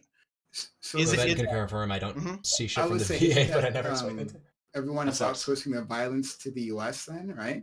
Yeah. Rather than if you want to put it in that regard on a level, you could say yes. And I say yes. Yeah, on a level, yeah, you could say that is that the U.S. basically just takes up the hammer and swings it for everyone. But the U.S. swinging the hammer for everyone has, at least in the consequences of scale, and if you want to be very utilitarian about this or whatever, is that it has a way lower body count and a way far more humanitarian effect on the general world as a whole, even with all the fuck shit that we do. I think you're comparing like 2 world wars to like random fucking skirmishes and shit. I I don't think Why they're wouldn't you? like, well, I mean, I don't think that like a world war would necessarily break out if the US weren't in power. In fact, I think like quite often the US does things that are really fucking worrying in regards to like possibly starting a new world war. And there's a good argument to be made. Once again, I would say that we're already in a new world war that's been ongoing for fucking ages. You know, Good point. like the Shit, I can't hear. and like millions of lives over the course of the Forever War. Like it's not like we just don't live in the same age anymore. So I don't think that you can compare these two very different kinds of warfare and international conflict, and say, oh well, we haven't had world wars, so it's fine. I get what you're saying. Let me rebuttal this real quick. I get what you're saying, and on a level, it makes sense. But I think this is a level of maybe affluency that we're arguing this from, is that the context here is that my full assertion is that without the American hegemony, is that we go back to that. Now, I know that's a bit of a hard sell. We've had 70 years of peace throughout Western Europe, and we brought the Eastern European family in to that family post-Cold War. And so it looks like, hey, what could possibly go wrong? We've got this wonderful community that is the European Union. We're all talking to each other. We have a relatively peaceful system. But people, I think, really don't appreciate the context and what that is built on. And that is American free trade and dependence upon the American He said military empire. last conversation he said he hates American free trade. What? If that goes I away, think it's that like all nations. cool. Like, How does Germany get its oil then? oh, How no, does Bit of a hard no, that's not what I'm objecting to. I think it's the reason we don't have fucking crazy ass. Dude, what's the kill shot to this? Because like, there's so many stupid things to say. I don't know how to like refute them all at once. Military power that they can just literally wipe out like half another country with the press of a button.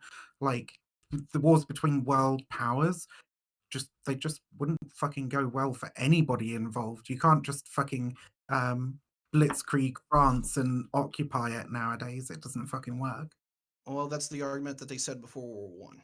And the same argument largely applies with this as the nuclear weapons, is that, yes, they didn't even have like solid air bombing campaigns before World War Because Tiberius, like I said, but they have Tiberius and counterpoints are trying to like substantiate this larger argument that like, hey, these wars that are going on under American imperialism are bad, but they're not as bad as World War II was.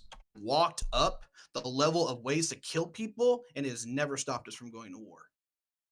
And Mix, this is where like you and I probably largely agree on a whole bunch of things, but then it's a question of like utilitarian evaluation of whether or not you think that thing is good or that thing is a net good or something like that. So for instance, just to say like, oh well, conventional wars don't really happen anymore. Well, in 1973, there was a conventional war, like an 8-way conventional war between a whole bunch of Arab nations and the state of Israel, and Israel kicked the shit out of those Arab nations largely through conventional means, but they did so. A war of that scale is nearly incomprehensible in the modern era because there is an expectation that any war between two nations will be met by a global response. The only reason why the Iraq war or the war in Afghanistan even went off is because the only person who was involved in that was the hegemon themselves, and not a neighbor. If a neighbor was involved, you would expect proxy wars to kick off and nearly everybody to be involved, and for there to be humanitarian outreach, and therefore to be like peacekeepers on the ground and all that kind of shit. So that's kind of where, and also even within these wars. So we talk about the global war on terror a lot as a worldwide evil, which I agree with. but there's also like there's a missing context. So oftentimes when I hear leftists talk about the global war on terror, they talk about how we've been bombing the shit out of people, how we've been carpet bombing the fuck out of people, we've been torturing people, all that. We kind of haven't. stuff. We've been doing Some all of of that's those true. things. But what's also true is Some that of that's we're true. working with like local forces. So we're propping up, whether or not you think they're corrupt or not is kind of irrelevant. How is it the irrelevant? Afghani What? national government, the Iraqi national government, who are taking on the role of their own security in their own economy and their own governance. Now, of course, that's all within the American empire, but it's not just But we're doing this Americans at the behest of unilaterally China deciding and to Russia. Like, these are just proxy Iraq wars. or glass Afghanistan. It's them working with local forces to fight a smaller faction. And that's a degree of nuance that I want to just introduce. To piss off a bigger faction, which is China and Russia. Does he not know the point of introduce the idea proxy that wars? maybe a lot of U.S. She's gonna foreign say it. interference She's gonna say it before. breeding more and more of these is because of smaller nuclear scale conflicts. Blowback Because again, like when we look at like Latin America, U.S. interference has largely bred a whole host of like terrorist groups and like revolutionary factions and like infighting. When we look at like how the U.S. propped up the Mujahideen and how those turned into the Taliban, and then that came back to haunt us in the largest act of terrorism our country had seen, and then how that then sparked off the forever war that has cost us trillions of dollars. Like, is this like a symptom of how worthwhile our system is when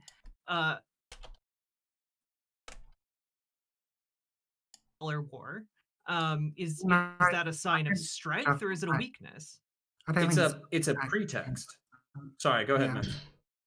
Oh no, I mean you're gonna say what I was gonna say, right? Like it's not just that act of terror that like kicks off the forever war. Yeah, it's a pretext.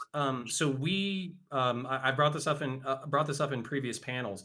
Donald Rumsfeld, before 9/11, I have the book. I think it's called by like Henry Crumpton, The Art of Intelligence. He's an ex-CIA officer, and he was asking the CIA for evidence that Al Qaeda was working with Iraq before the Iraq War.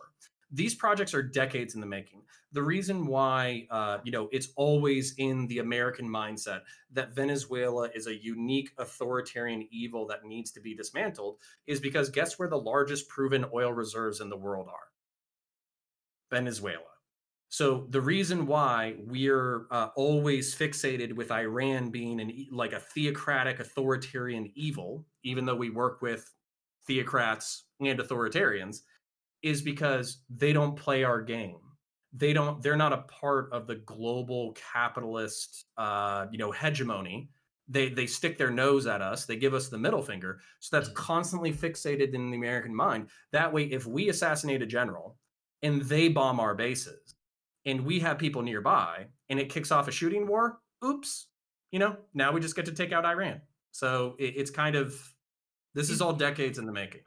I guess, but that seems to me like it doesn't actually, kind of to know nothing's point, doesn't actually benefit the American people in any tangible way. Did we as individual Americans see any benefit to getting the oil in Iraq, or was that mostly something that padded out the bonuses of CEOs at Exxon? It's not for you or me. Exactly. So like to an extent, you can justify a lot of these imperial actions as like national security, but is it really that much national security when then it comes back around for trillions of dollars of taxpayer money that is meant to go to improve our standard of living, our lives here in America? I find you're this the very engine. I find this very hard to justify when the alternative would be like just working with other democratically elected governments. Like we could have been doing that in Latin America for decades, but we overthrew them. But what if they tell you to fuck off? I'll literally shut up after this point. What if they tell you to fuck off and they don't want to sell you the oil? Then you fuck off and find oil somewhere else. You benefit from us killing people and taking their oil. We all do. Yeah. Wait.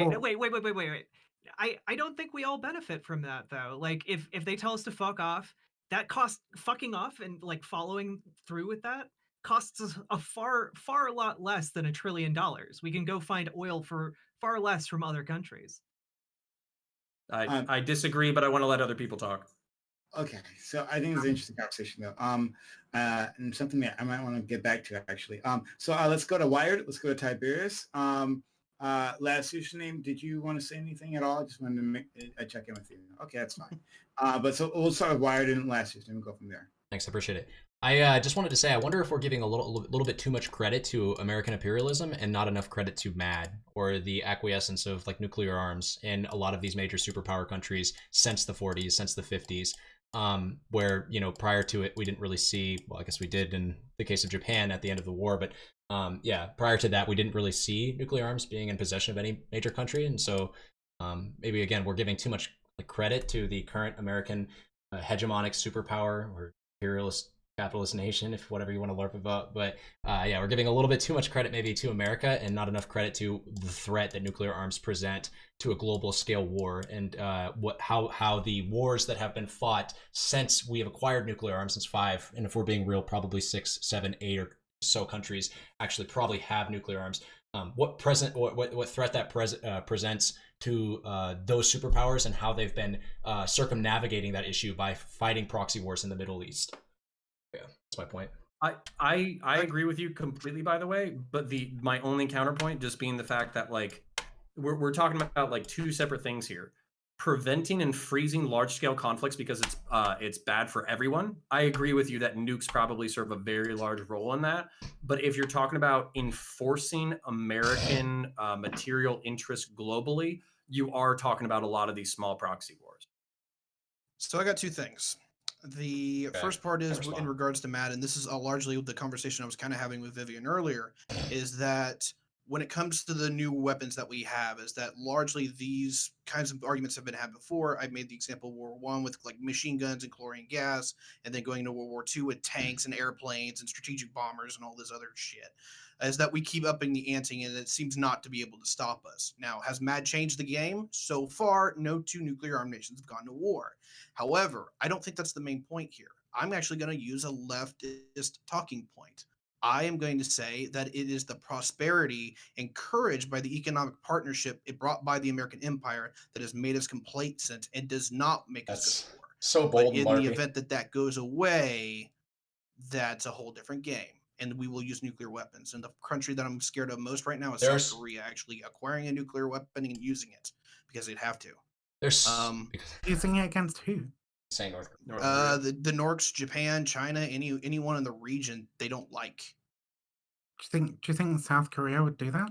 Absolutely. If they thought it was a national security issue, they have like what national security issue did I didn't see Japan posing a national security threat to South Korea. We are talking about the country that basically turned the Korean Peninsula into a sex whorehouse for 40 years. Sure, yeah, under like fascist imperialist Japan. And have you seen Shinzo Abe recently? Sven, do you have like a link on that? I don't think India and Pakistan were ever actually involved. Wired being last username? How am I being last username? Oh, what's up? Synth, we were talking about you earlier for a very brief moment. I'm sorry, remilitarizing. I was talking to Prime about how I met him, and it was through you, of course. How are you doing, by the way, Synth? Legal. It's like I saw your epic takedown of Destiny on Twitter. 80 Cargo war. So they spent the better part of the last 60 years as an American protectorate. Occupation. Yeah. Wait, were nukes used? I thought they were just tested. U.S. soldiers raping local women. Fuck me, I can't spell when I'm standing up. Jesus Christ. That they would want to have some degree of fucking autonomy. Reported that U.S. intelligence had imaged Pakistani women's nuclear weapons to forward deployments. No, building up your own military is not like oh, we're gonna suddenly start bombing everybody. These are two very, very separate issues. Sure, but let's throw this within the context. Sven, I'm just reading through this. I'm not seeing. Wait, nuclear retaliation? No, this was immediately interpreted as a threat of nuclear retaliation. Rape, mass slaughter, experiments, dropping planes of bubonic plague on cities. The rape of Nanking alone is like one of the most horrific historical events. No nukes were used. Okay, but he said two powers with nuclear arms. Let me know when the fucking US apologizes for dropping the bombs on Hiroshima and Nagasaki. But Sven, that further proves his point. It's because of that threat that tensions didn't escalate as much as they could have. I think. I don't know. I think that's his No, we point. did. Well, Yeah. no, technically we were at Fuck war. you. Even at that point, even if we're gonna say that it wasn't justified, like didn't Barack Obama literally go for a wreath-laying ceremony with Shinzo Abe during his administration? Like, I mean, I don't know what you need to do to apologize for such an act. I don't know if you actually can Well, in any way, shape, exactly, or form. right? Like I don't know what you're expecting of Japan with like the fucking rape of Nanking and shit. Former prime ministers and so on have like admitted that it happened, said that it was fucking terrible. Like what? Okay, they're better than the Turks. Yay! There's still anytime that they have a diplomatic a diplomatic conversation with South Korea. South Korea at least says, "Hey, could you throw us reparations or could you do any of this?" And Japan actively tells them to fuck off. They also Well, yeah, the idea of like reparations and shit is very Shinzo Abe contentious. also went to go visit Just that like it is in the United shrine. States, same thing. That I can't hear you. sorry, Shinzo Abe also went to visit that shrine, that war shrine, that many people find offensive in China and Korea.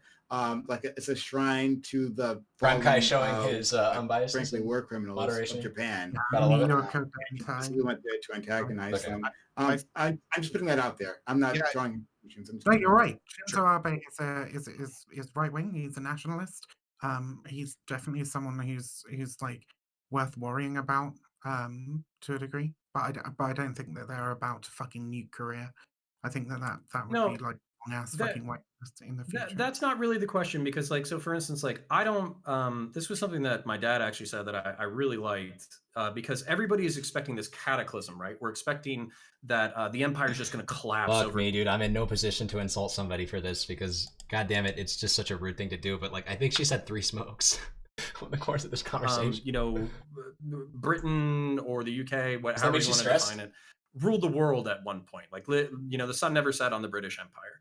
And over time, that political hegemony no longer made sense.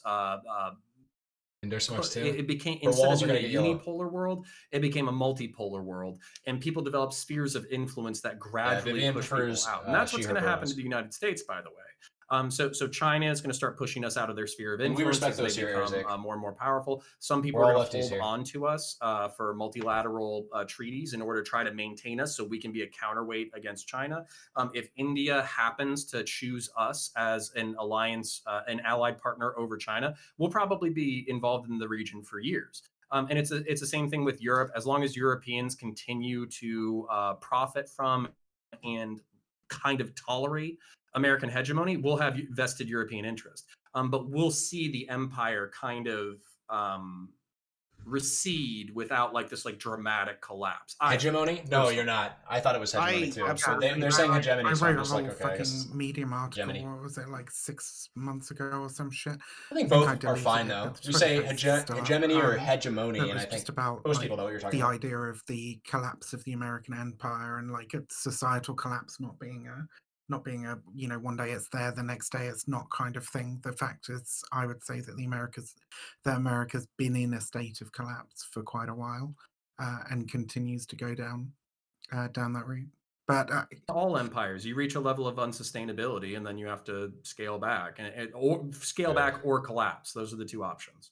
before I forget, there was something in someone's opening statement where they said that like it's not always that America intervenes for their own interest, and because we're talking about South Korea and Japan, I think it's important to note that like the Korean War, which was like the reference for that, like the Korean War wasn't some act of fucking benevolence by the United States. It was essentially a violent suppression of communism, which Truman was really Very worried true. that the Japanese would fall prey to next, and that would like hurt American Hegemony. interests. I guess it is pronounced hegemony significantly. then. So there you have it. like, all right, that's hegemony. Yeah, sure. I can't think of a single conflict that America has been involved in Comparing the state of North Korea to South Korea, I'm going to call that benevolent.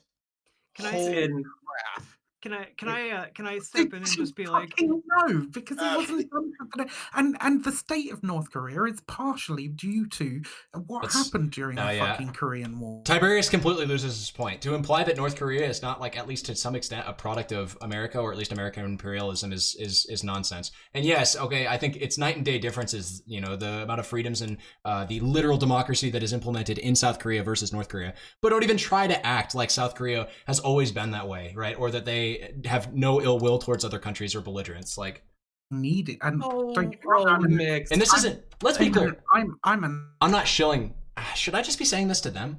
This is the game. This is the game that I always play with fucking communists, and I'm happy that we finally get to do it. Okay, so I'm an anarcho-communist. I don't like authoritarianism. Authoritarianism bad, mass slaughter bad. But I am a communist, and capitalism is, just an immoral system, and it needs to be taken down. I'm not playing that game. I'm not justifying the decisions of the North Koreans. Okay, but seriously, do we have any historical examples of a socialist society that remained libertarian? I think her point was pretty.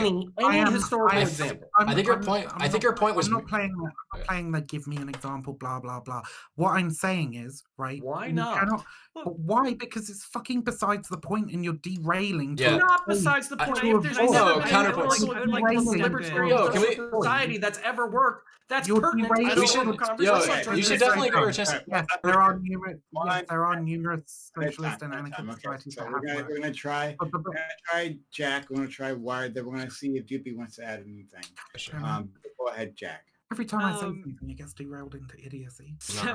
She's not wrong. Basically, I just want to step in and I think they have some history. I don't know. Like, this seems like a problem that would largely be solved if the U.S. didn't have to constantly prop up its capitalistic intentions around the globe. Maybe we could solve this by embracing some form of market socialism. You know, just throwing that idea out there. I needed to make you facepalm at least once in this conversation, Tiberius. I wouldn't be doing my lefty job. True. Okay? And the other aspect of this is that, like, I don't think Mix was like trying to defend North Korea, though I know there are lefties out there who do that. Just explaining that there are like knockback effects of like the US coming in to do certain actions, and like there is a degree to which certain political reactions to like US imperialism result in authoritarianism. And like the other aspect is like how to what extent is like democratic freedom really valued under US imperialism anyway, when we're willing to work with authoritarian dictatorships? And like how valuable is this distinction really, when like we work with Saudi Arabia? Saudi Arabian's a fucking monarchy. Like I mean, you ended up propping up at the end of the fucking Korean War as well. Yeah. Like Operation Cyclone, look that shit up. You're propping up literal fascists in the fucking South Korean government. So don't fucking sit here telling me like the whole point of my bringing that up was to say that like America intervening in the Korean War and the way that they did and the way that they treated North Korea afterwards cannot be separated from what North Korea turned into. Do you think that North Korea is going to have as many fucking problems as it currently does without like US sanctions? Of course it's not. They're going to be able to feed their people a lot better if they can trade freely with other nations. Like, I'm not saying it won't be an authoritarian hellhole, but America does have an effect on what on what North Korea is like. I just want to continue with my point. Like, when it comes to like, sorry, no, it's all good. When it comes to places like, why have all these socialist countries like moved towards more strong government relations? Why haven't they implemented actual socialist policies where the workers control the means of production rather than the state controlling the means of production? A lot of it does tend to be in reaction to these outside influences. When like Cuba gets blockaded for like 50 fucking years by the largest economic force on the planet, yeah, they're going to have to go through some extreme measures. UK sitting quietly in the corner while people talk about the Korean War, hoping no one looks at them. Wealthy a wealthy Caribbean nation. But they are still this- doing really, really fucking well in some very key But- areas. But I Most- also Okay, don't okay. want to. I Jesus also don't want to Christ, make guys. it. I also don't want it. I'm not saying that. I'm not gonna get to authoritarian talk. I'm not gonna get to talk is because good, Counterpoints is gonna respond to her, and then I'm just gonna democracy get completely bad. drowned I'm not out. saying that I should hold at my hand all. up I'm just to saying demonstrate that I'm there trying to are, talk. knock-on effects of different, diplomatic and foreign relation policies, and this could be one of them. So I don't Wired, see how that- can I go? Sorry, I'll let everybody else go. My bad. Wired Good. next. We'll check in with Beauty.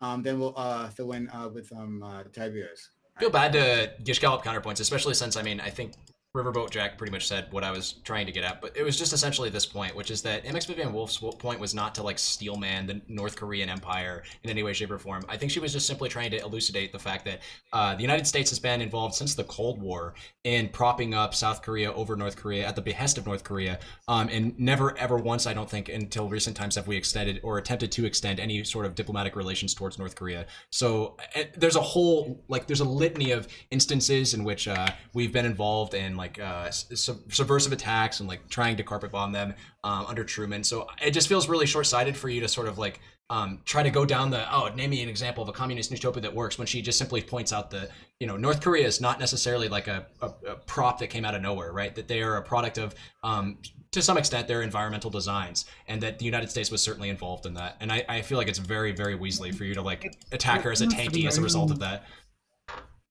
It seems to be only sort of like strongman authoritarian communist regimes that really sort of like stand this test of time. Because if you don't have like a state that with a strong sort of emphasis on having a military that can defend the nation from attack, what happens is America comes in and fucking like stages a goddamn coup and like gets rid of their democratically elected leaders. Listen, so yeah, guys, come on. I've seriously, I've been patient for 5 or 10. Sorry, Tiberius, go, but like I'm very much ready to go. You will have your chance, I promise you. But before that, it was Doobie. Doobie, do you have something you want to add?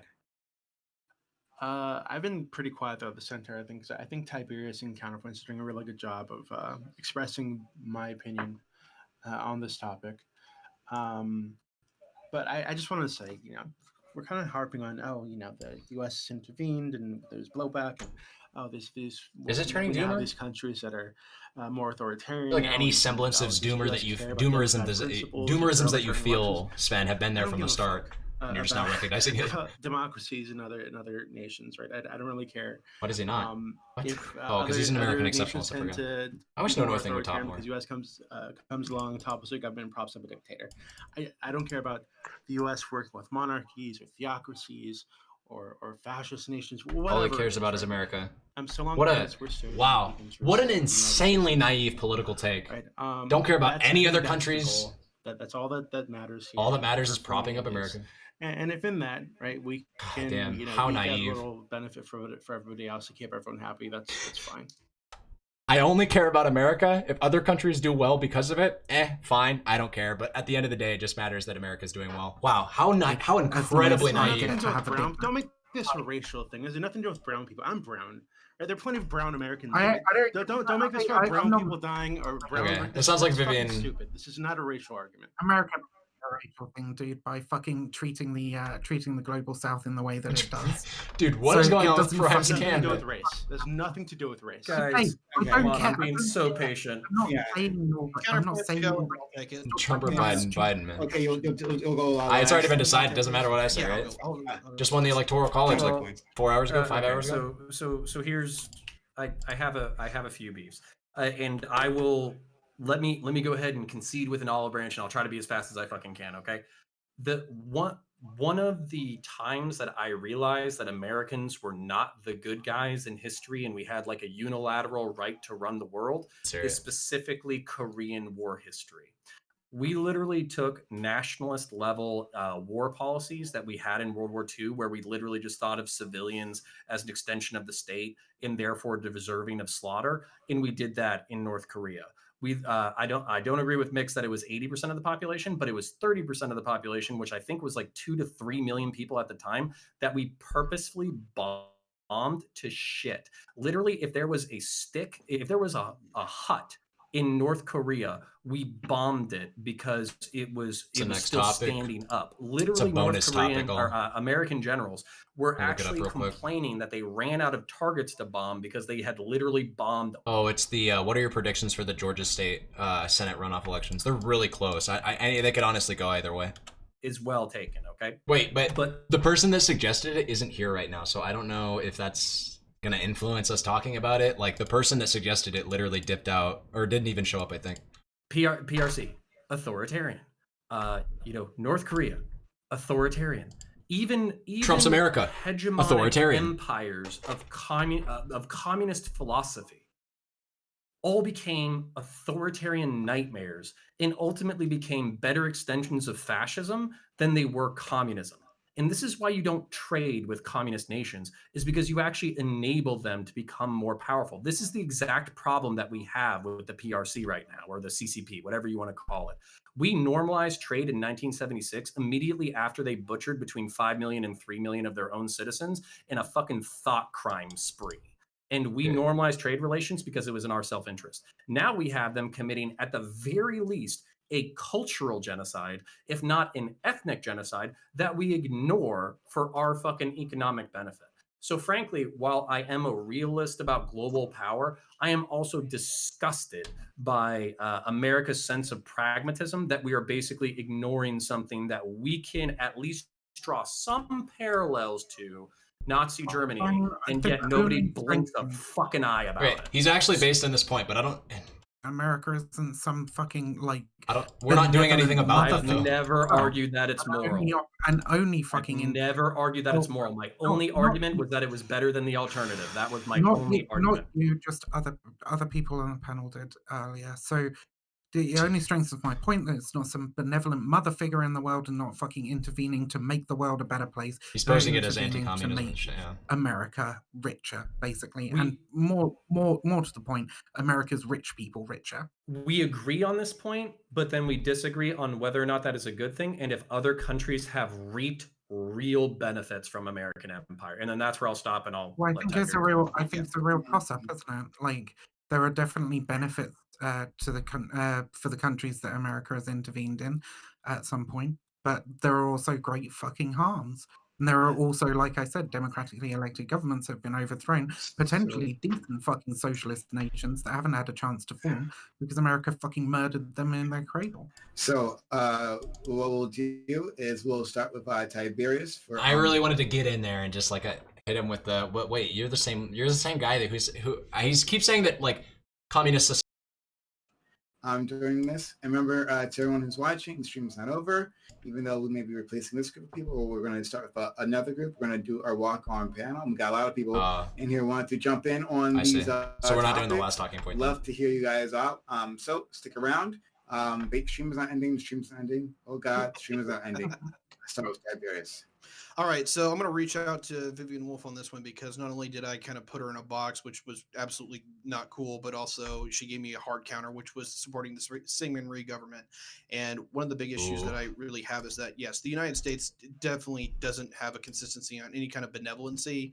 And one of my big concerns with how the American Empire ran is that we have actively thrown over democratic regimes that maybe didn't agree with us a lot, but great example being Iran in what we used to call Persia in the early 1950s, which we could have brought into the American family like we did Europe, but instead we threw in the Shah and we get the Iranian Revolution later. And we've done this with a lot of states that probably came back to bite us, and I have serious criticisms of that.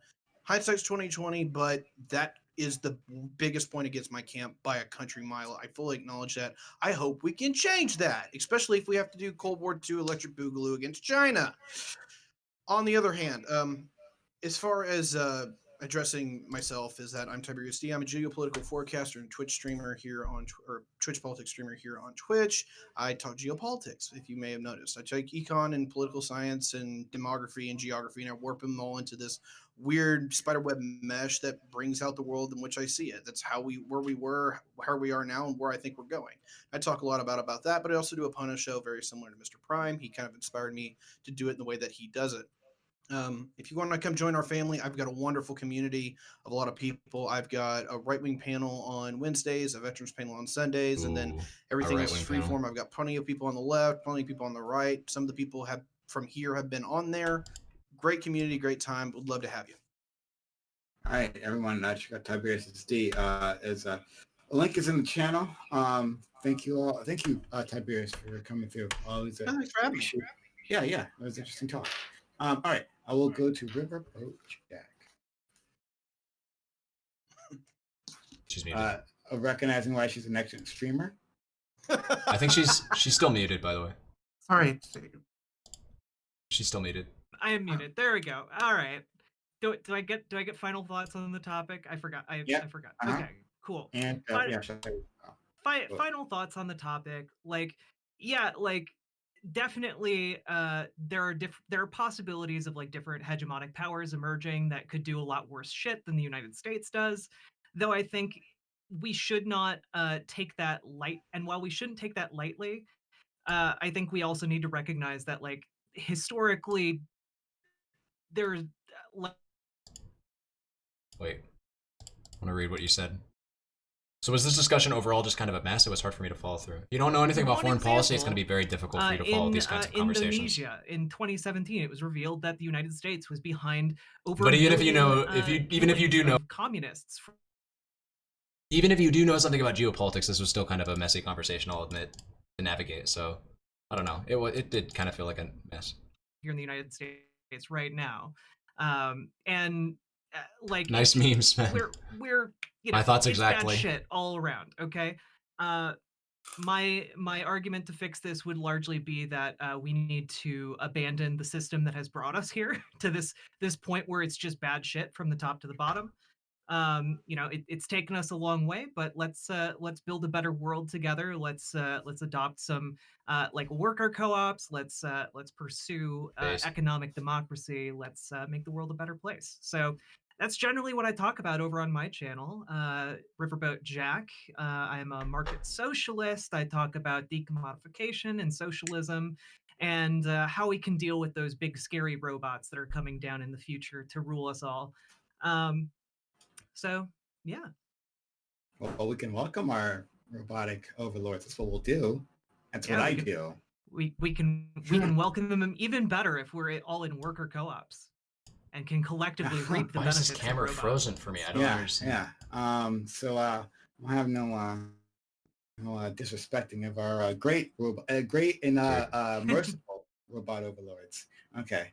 But thank you, Riverboat Jack. Riverboat Jack's link is in chat. Please, everyone, go follow her. She's fantastic, actually. I always enjoy having her. She's a whole bunch of fun to have on my panels. Thank you so much. Next is Wired. Wired, thanks for coming through, especially since we haven't talked much, but it was really kind of you to stop by. Yeah, thanks, man. I appreciate it. We're just doing closing thoughts, or closing thoughts. You can shout yourself out, whatever you want to do. Sure, sweet. So yeah, this is a great discussion, honestly. Even if it got a little heated at times, I enjoyed every single one of your guys' comments, including yours, Doobies. Anyways, I guess, yeah, I'm twitch.tv/wireguitar with no S. I do politics now, I guess, primarily. Kind of back and forth between games, but trying to get back into political discussions and roundtables or just in general, like one-on-one debates. So if anybody, even on this panel, wants to have a conversation about anything we talked about tonight in a more intimate setting, I would be happy to tackle any of the topics. It'd be great to also talk about that bonus topic sometime, although yeah, we'll have to do it soon because those Georgia State runoffs are going to be happening soon. But anyways, that's who I am. And yeah, thanks again for letting me on. Crime. That's a good point. I should maybe like make it an actual, yeah, maybe you should